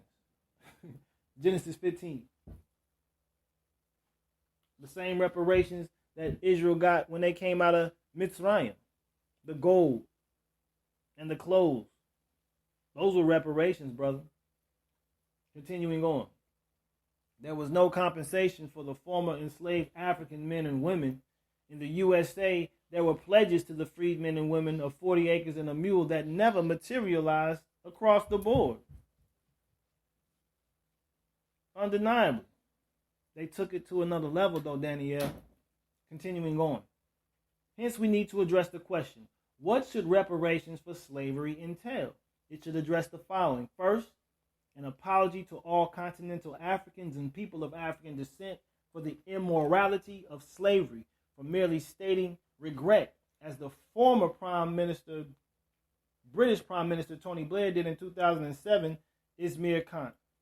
The former Jamaican Prime Minister P.J. Patterson stated recently in an open letter to David Cameron, contrary to your view, the Caribbean people will never emerge completely from the long, dark shadow of slavery until there is a full confession of guilt by those who committed this evil atrocity. Second, we must demand that all Western governments instruct Western museums and citizens to hand over to African countries illicitly acquired African artifacts languishing both publicly and privately in their hidden vaults. Those are riches. Those are artifacts. Those are our cultural expressions. And they got them on lock. They must also provide the training and facilities for African countries to host, display, and conserve these returned items. This includes thousands of artifacts, among them being the more famous and well-known 400 Ethiopian treasures looted by British soldiers during the 1868 Magdala expedition. There are also the Benin bronzes looted in the British invasion of the Nigerian kingdom of Benin in 1896. Kwame Opoku has diligently written on the need for these and many other African artifacts to be returned to African nations. How about people? Let's take the people back there too. Third, as mentioned above, the brain drain of African and African Caribbean professionals should be halted by offering these professionals the same salaries to voluntarily return to Africa and the Caribbean in order to assist in the building of new schools, universities, hospitals, and clinics that would be set up and financed by a comprehensive reparations economic program. And this person is very ingenious in that they're looking to build institutions. They're not trying to build up individuals. They're trying to build up institutions. Because if we just gave every family on who's of African descent affected by enslavement money, they go right back to the system that marked them and that created them. And that's not what we want. We want to create our own institutions. Fourth, cancellation of all debt incurred by the Caribbean and African nations on the grounds that they are odious and were not incurred by the ordinary citizens of Africa and the Caribbean, but rather their ruling classes. Cancellation would free up these critical funds to address the real needs of African citizens. Moreover, it is the case that Africa loses approximately $50 billion a year through illicit financial flows, out of which are draining foreign exchange reserves, reducing tax collection, and deepening poverty. This colossal amount may well be short of the reality, as accurate figures do not exist for all African countries. However, it is approximately double the official development assistance, ODA, that Africa deserves. In short, aid is simply a paltry and ineffective band-aid that keeps African economies in a continued process of economic subordination to neoliberal capitalism under the illusion that there will be trickle-down growth. Blocking the hemorrhaging of illicit financial flows and tax dodging would ensure there are funds and resources to build railways to connect African people and economies, invest in adult education that is almost non-existent in Africa compared to primary, secondary, and university education, massively expand electrification, greener energy forms for ordinary citizens, and provide employment for African people, particularly the youth. Overall, a dialogue within progressive activist circles and among progressive Europeans genuinely committed to addressing the profound inequities of the transatlantic slave trade and colonialism needs to begin. Farmers, women's groups, young peoples, people with disabilities, academics, professional peoples in the Caribbean and Africa must be involved in this transatlantic dialogue on what reparations should entail, as well as creating progressive governments and leaderships compared to the current compliant neo-colonial incumbents to push for a reparations program. Ultimately, in addressing the issue of reparations, we must also address transforming the system of capitalism which slavery gave birth to. A rupture with this unequal and exploitative system is fundamental in eliminating oppression that remains with us in the 21st century in reconfigured forms. So, Danielle 1011, you asked the question. What did you say you asked about Deuteronomy 28 and the reality of the curses? And you got to understand that that is all predicated on Genesis 15. The precept, if you will, for Deuteronomy 28 is Genesis 15, where Abraham was told that his descendants would be enslaved and afflicted in the land for 400 years. But after that 400-year period, they would come out with great riches. Well, here's the question. Where do those riches come from? Did they work hard for the riches? Did the Israelites in Egypt, did they work hard for the riches that they got? Or did Yah compel and inspire them to ask of the Egyptians for those materials that they got, which they left with and ended up building tabernacles and all kinds of other vessels with? So just think about that.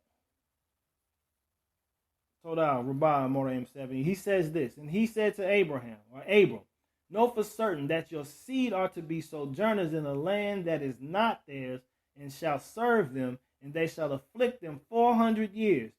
But here's the condition, or here's the other operative to this: the nation whom they serve, I am going to judge, and afterward let them come out with great possessions. Well, what would you call them coming out with great possessions? What would you call them receiving in terms of those great possessions? But reparations. That's a reparation, huh? Because if they've been afflicted and been in service for 400 years, this judgment coming to these nations, what good is that possession going to be to them? What good is that wealth going to be to them? Because they about to get wiped out. So guess who the wealth of the Gentiles is going to turn over to? As the scriptures say, as Isaiah has told us, it's going to come to us. Reparations. My last offering is an article by myself. Does that say that the same thing is to happen again in this? Did you just not read Genesis 15, 13, and 14? That wasn't talking about Mitzrayim. Really, the sages even say themselves in commenting on this particular passage, it does not fit the 430-year time period of Israel sojourning in Egypt, because Israel was not afflicted 430 years in Egypt. They were afflicted 210 years in Egypt. Because remember, Yosef allowed Israel to come in, and they experienced plenty. They had the best land in Israel called Goshen, which is actually a part of Israel's border. That's a part of Israel's border. So they experienced comfort for 20 years out of the 430. So it does not fit that particular experience of our ancestors in Egypt. We, however, in America, have been afflicted for 400 years plus. So let's just keep that in mind. Now we're going to deal with the suffering servant, Mashiach ben Yosef. Let's take a look at this. Very interesting article. The name of the article is called Parashat Vayeshev, Mashiach ben Yosef, the suffering servant. Written by the end-time scribe, a.k.a. Mikhail Korbanyahu. And they said, is this not Yehoshua, the son of Joseph ben Yosef, whose father and mother we know? How is it then that he says, I have come down out of the heaven? John 6:42. According to the sages, there are times when the lives of the patriarchs serve as both an insight and precursor into what their offspring did and will experience. Keep that in mind too, Danielle, right there. The signs of the deeds of the fathers are signs for the children. We can see instances of this principle in such episodes as Abraham having to go to Mitzrayim during the famine in Genesis 12, Isaac's Akedah, or being bound as a sacrifice by his father on Mount Moriah in Genesis 22, and Jacob serving his uncle Laban for 20 years, yet leaving with great prosperity, reparations, as recorded in Genesis 32. Though the events of our forefathers are by no means meant to strictly make their lives a mere allegory, their experiences are seen as prophetic signs of what would later transpire in the future days of their descendants. Being that the human story is one that envelops the spirit of both light and dark, and though times may change, the struggles and successes of humanity are all the same. Yes, indeed, cyclical time, Moraim 70. In this light, it becomes quite clear to see how the scriptures show whatever is has already been, and what shall be has been before. But Elohim seeks out what has been pursued. Ecclesiastes 3:15. This week's Parashat Vayeshev, and he dwelt, begins the incredible story of the life of Yosef, the most beloved son of Israel. Marked by a series of transformational highs and devastating lows, Joseph's life is one that epitomizes faithful endurance, fortitude, forgiveness, and vision. Young and naive about his brother's animosity towards him, as they were aware of the favoritism that his father, who had made him a long robe, displayed towards Joseph over them, Joseph becomes the victim of envy, quickly turned into a murderous hatred upon his sharing of a dream with them, stating, "See, we were binding sheaves in the midst of the field, and see, my sheaf rose up and also stood up. And see, your sheaf stood all around and bowed down to my sheaf. Genesis 37:7. Though this dream would later come to pass, at the time of his brothers hearing it, they responded with venom spewing from their tongues and hearts, as the scriptures record them saying, "Shall you indeed reign over us? Shall you indeed rule over us?" So they hated him even more for his dreams and for his words. That's verse 8. As if completely oblivious to their ill will towards him, despite the fact that it is written his brothers were not able to speak peaceably to him, Yosef went on to share yet another similar dream with them, in which the sun, moon, and 11 stars had again bowed down to him. This time, however, his father was involved in this telling of his dream. And though the scriptures state that his brothers continued to envy him, his father guarded the word.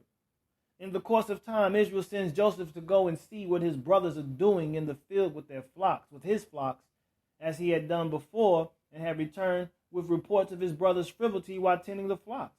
Upon seeing their brothers approach, they reasoned amongst themselves to murder him. However, after an impassioned plea for his life, Reuben, the firstborn of Jacob, convinced his brothers to not murder Joseph, but to throw him into a pit which was in the wilderness. Though his intentions were to bring him back to his father, the 9 other brothers wanted to desperately get rid of Joseph, and as a result, ended up selling him to Ishmaelites, who eventually sold him to Potiphar, Pharaoh's chief guard, as a slave in Egypt. It is in Egypt where Joseph's faith in metal is truly put to the test. In his own words, according to the Testament of Joseph, a pseudepigraphical book from the late 2nd century BCE, he tells of his misfortunes and how they were a part of his ascension to esteem that Yah had him endure. My brethren and my children, hearken to Joseph, the beloved of Israel. Give ear, my sons, unto your father. I have seen in my life envy and death. Yet I went not astray, but persevered in the truth of Yah. These my brethren hated me, but Yah loved me. They wished to slay me, but the Elohim of my fathers guarded me. They let me down into a pit, and the Most High brought me up again. I was sold into slavery, and the Master of all made me free.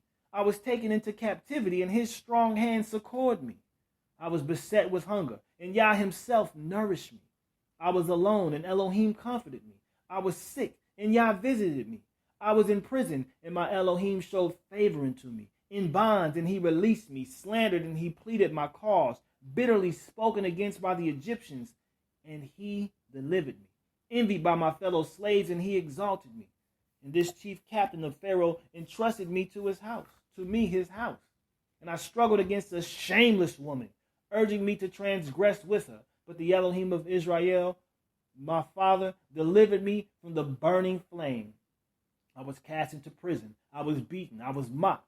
But Yah granted me to find mercy in the sight of the keeper of the prison.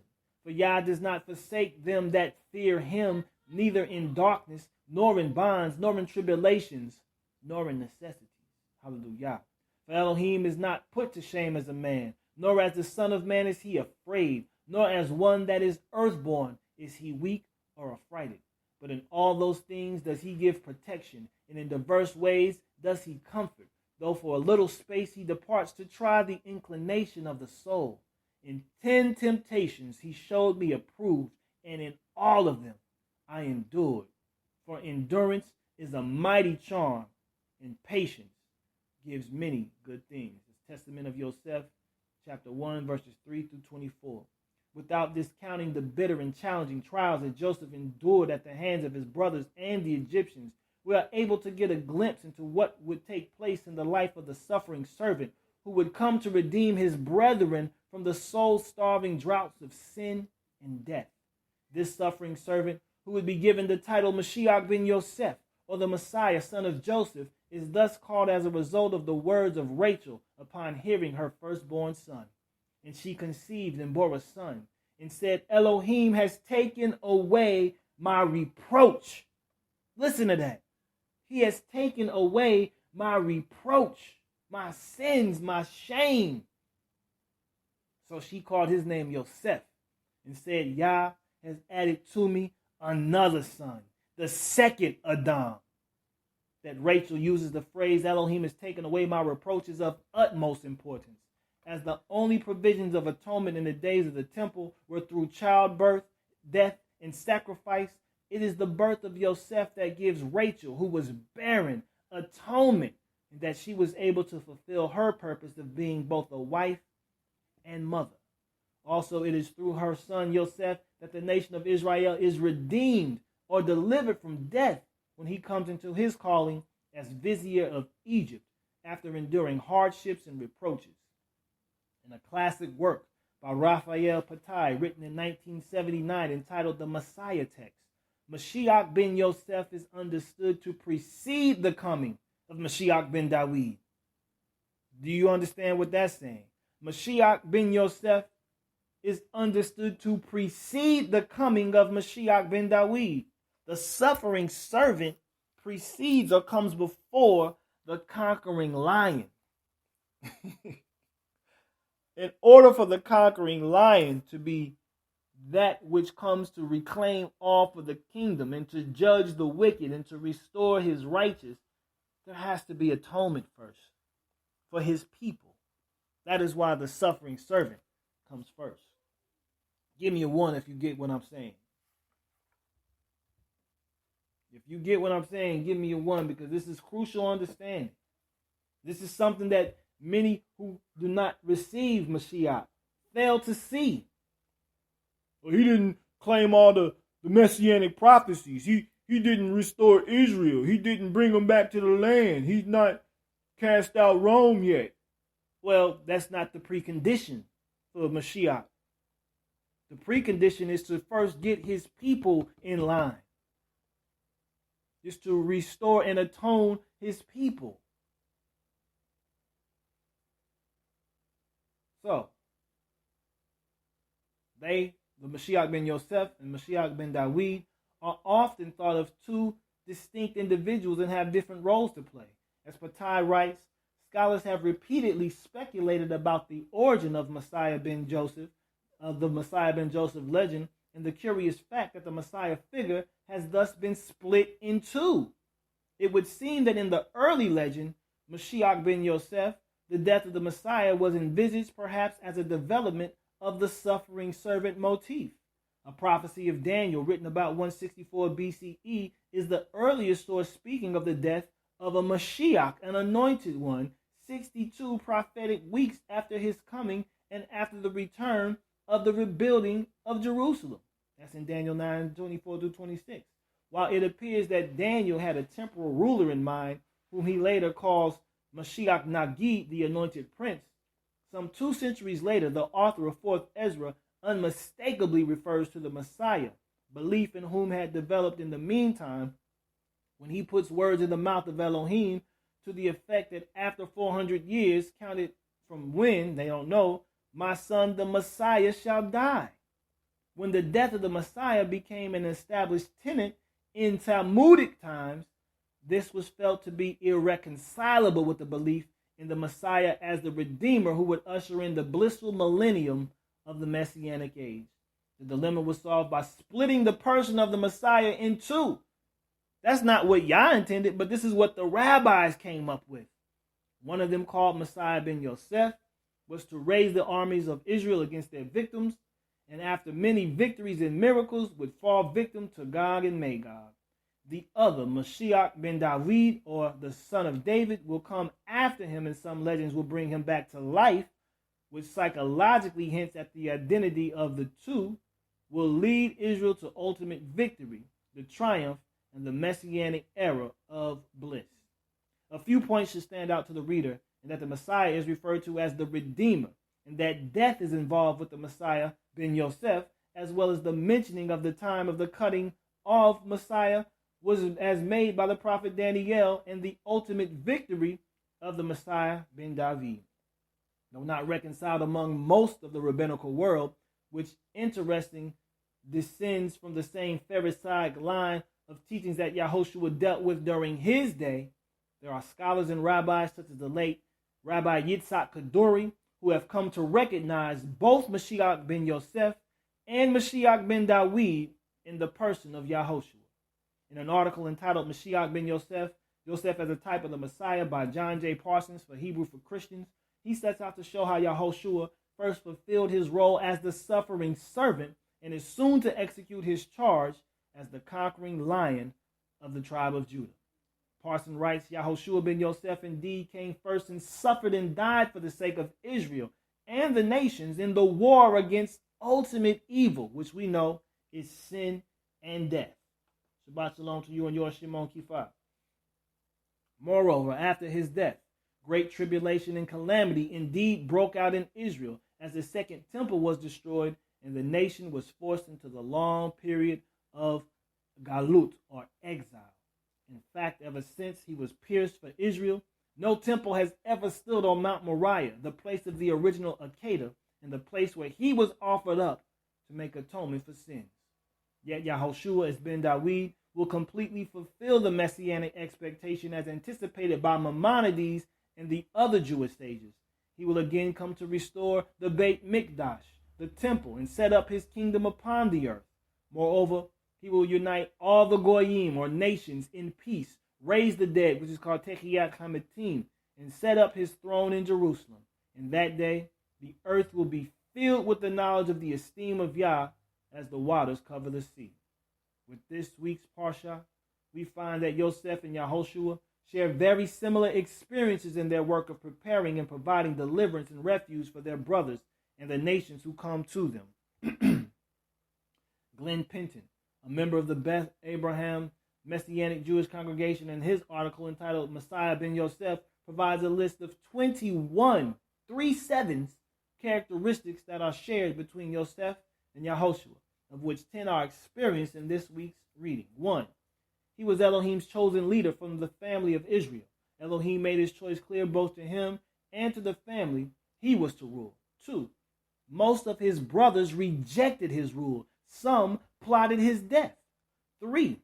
The Father sent him on a mission of mercy, seeking his brothers. 4. He was lowered into the earth, but came back up out of it. 5. Some of his brothers claimed he was dead when they knew he was really alive. Others sincerely mourned his death. 6. His rejection by his brothers caused him to be sent out among the Gentiles. 7. He was sold for the price of a slave and handed over to the Gentiles to die. 8. He was falsely accused and suffered for crimes not his own. 9. Some of his brothers shared him with Gentiles who did not know how much they needed him. And 10. He was dishonored by some Gentiles who sought to use him for their own ends.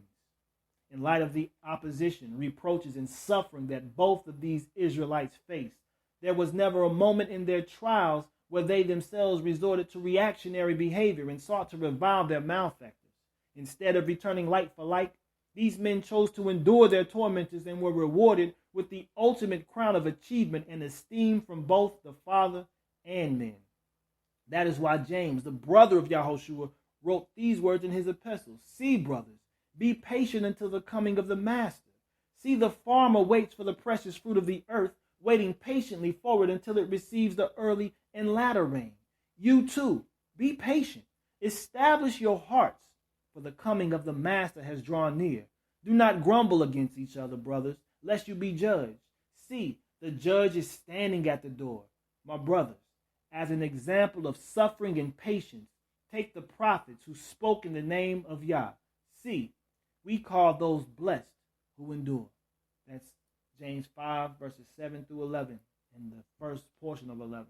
Therefore, it would behoove us, as servants and children of the Most High, to think for a second that we would be exempt from suffering or having to stand trial. For it is through such ordeals that we are tempered and made perfect through the fires of tribulations. This also explains why the present world is experiencing such hardships and oddities in order to prove who is a child of the Most High and an overcomer of this world. In other words, an Israelite, one who wrestles with Elohim and with men and overcomes. We who have been called by the Father to live our life in the Son must expect these things and must endure these matters, even as our Master told the Yahudim during his days on earth as Mashiach ben Yosef. Truly, truly I say to you, unless you eat the flesh of the son of Adam and drink his blood, you possess no life in yourselves. He who eats my flesh and drinks my blood possesses everlasting life, and I shall raise him up in the last day. For my flesh is truly food, and my blood is truly drink. He who eats my flesh and drinks my blood stays in me, and I in him. As the living Father sent me, and I live because of the Father, so he who feeds on me shall live because of me. This is the bread which came down out of the heaven, not as your fathers ate the manna and died. He who eats this bread shall live forever. Selah.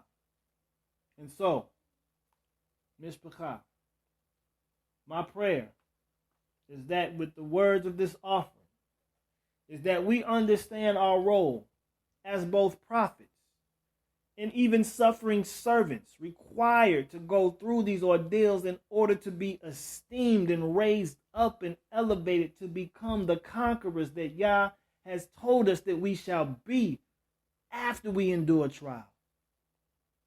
For we are counted as sheep for the slaughter every day, dying daily. But I reckon that nothing shall separate us from the love in Mashiach, and that we are more than conquerors. For we must look to our leaders, those who the scriptures give us, the Habakkuk's, the Haggai's, the Malachis, the Micahs, the Yeshayahus, the Yehezkels, the Obadjas, the Yemayahus, the Yahoshuas, the Yosefs, who endured and who spoke up against injustice and who overcame, but were not yet perfected because they will not be perfected without us. The Epistle of Hebrews tells us that. But I pray that every word that has been spoken has been to the honor and to the esteem of Avinu Malkeinu, our Father and our King. So please give him all praise for anything that was uttered in truth. If there's been any error, please continue to pray for your brother. Hold me up in prayers. I pray with you for not only my salvation and working out of deliverance, but for our common salvation. And that is what we must understand. Yah has given us a common salvation, once and for all delivered to the saints. And this work that he has given us is to believe in him and to become him whom he has sent. Not just to believe in Yahushua, but to become as Yahushua became, the Word made flesh. That is what we must do. That is our work. But when we do that, all illusion will be dissipated. It will be obliterated. And then the world will say truly. What will they say? They will say, Bayom hahu yihyeh Yahuwah echad ushamo echad. In that day, they shall say that Yah is one and his name is one, and he shall rule over all the earth. Let it be so. And so with that, I'm going to close with a Hatzi Kaddish and Moreh Shebaniah. Go ahead and raise your hand if you're ready out, and we will proceed with the next lesson. Hallelujah. Yitkadal v'yitkadesh shemei rabah. Amen. V'yamadi barak yerotei v'yimelich malchutei. V'chayechunu v'yamichunu v'chayeh d'kol beit Yisrael bagalav v'zman kari v'yimeru. Amen. Yehei shmei rabba mavorach le'olam ulmei almaya. Yit barak v'yishtabach v'yipa'ar v'yit roman v'yit naseh. V'yit hadar v'yit alei v'yit halal shemei d'kudashah. Berechu. Ve'ela min kol barakata v'ashirata. Tush bechata v'nechmata. Damiran Ba'alma B'Shem Mashiach Yahoshua Baruch Hashem. Hallelujah. V'meru. Amen. Hallelujah. So now, Mishpachah, I want to bring to the microphone my brother and your brother, my Moreh and your Moreh, a very powerful brother. Please do anything you got to do before he gets on the mic so that you can receive the fullness of his lesson as well. But let's bring to the microphone.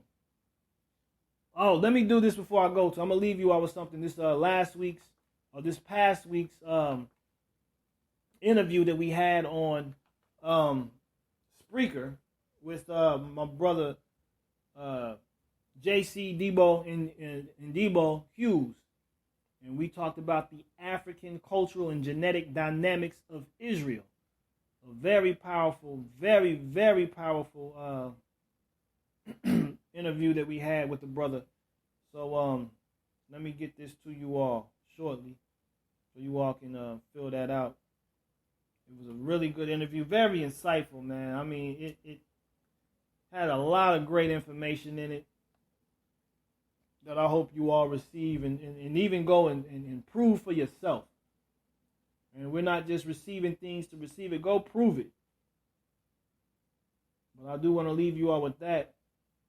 And then let you all this upcoming week on Hebrew Vision Live on our Spreaker channel. We're going to be interviewing a sister by the name of Sherry. She goes by Labor Payne. Her name is Sherry Payne, but she goes by Labor Payne. She's a midwife, and she is the founder and executive director of a family center by the name of Uzazi Village here in Kansas City. And we're going to be discussing the joys and benefits, or the benefits and joys of home birth.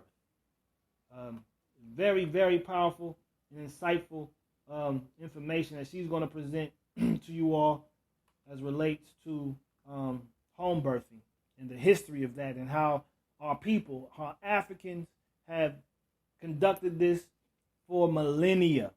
Okay, this is something we've done for millennia. And what the hospital has done is just a travesty to the infant mortality rate, and also to, birth injuries and other matters. So we're going to really delve into the depths of dealing with home birth, and have a lot of good information for that. So let me get you all this right here. This is last week's interview. Last week's interview that we had with J.C. and Debo Hughes, and did entitled "The African Cultural and Genetic Dynamics of Israel." So with that, I'm going to go ahead and relinquish the mic. Moreh Shebanai, I see your hand. May you all have a beautiful rest of your Shabbat, Shavua Tov, and Chag Sameach to you all up in the Holy Land with Hanukkah Eve falling. With that, I'll relinquish the mic. One love. Hallelujah.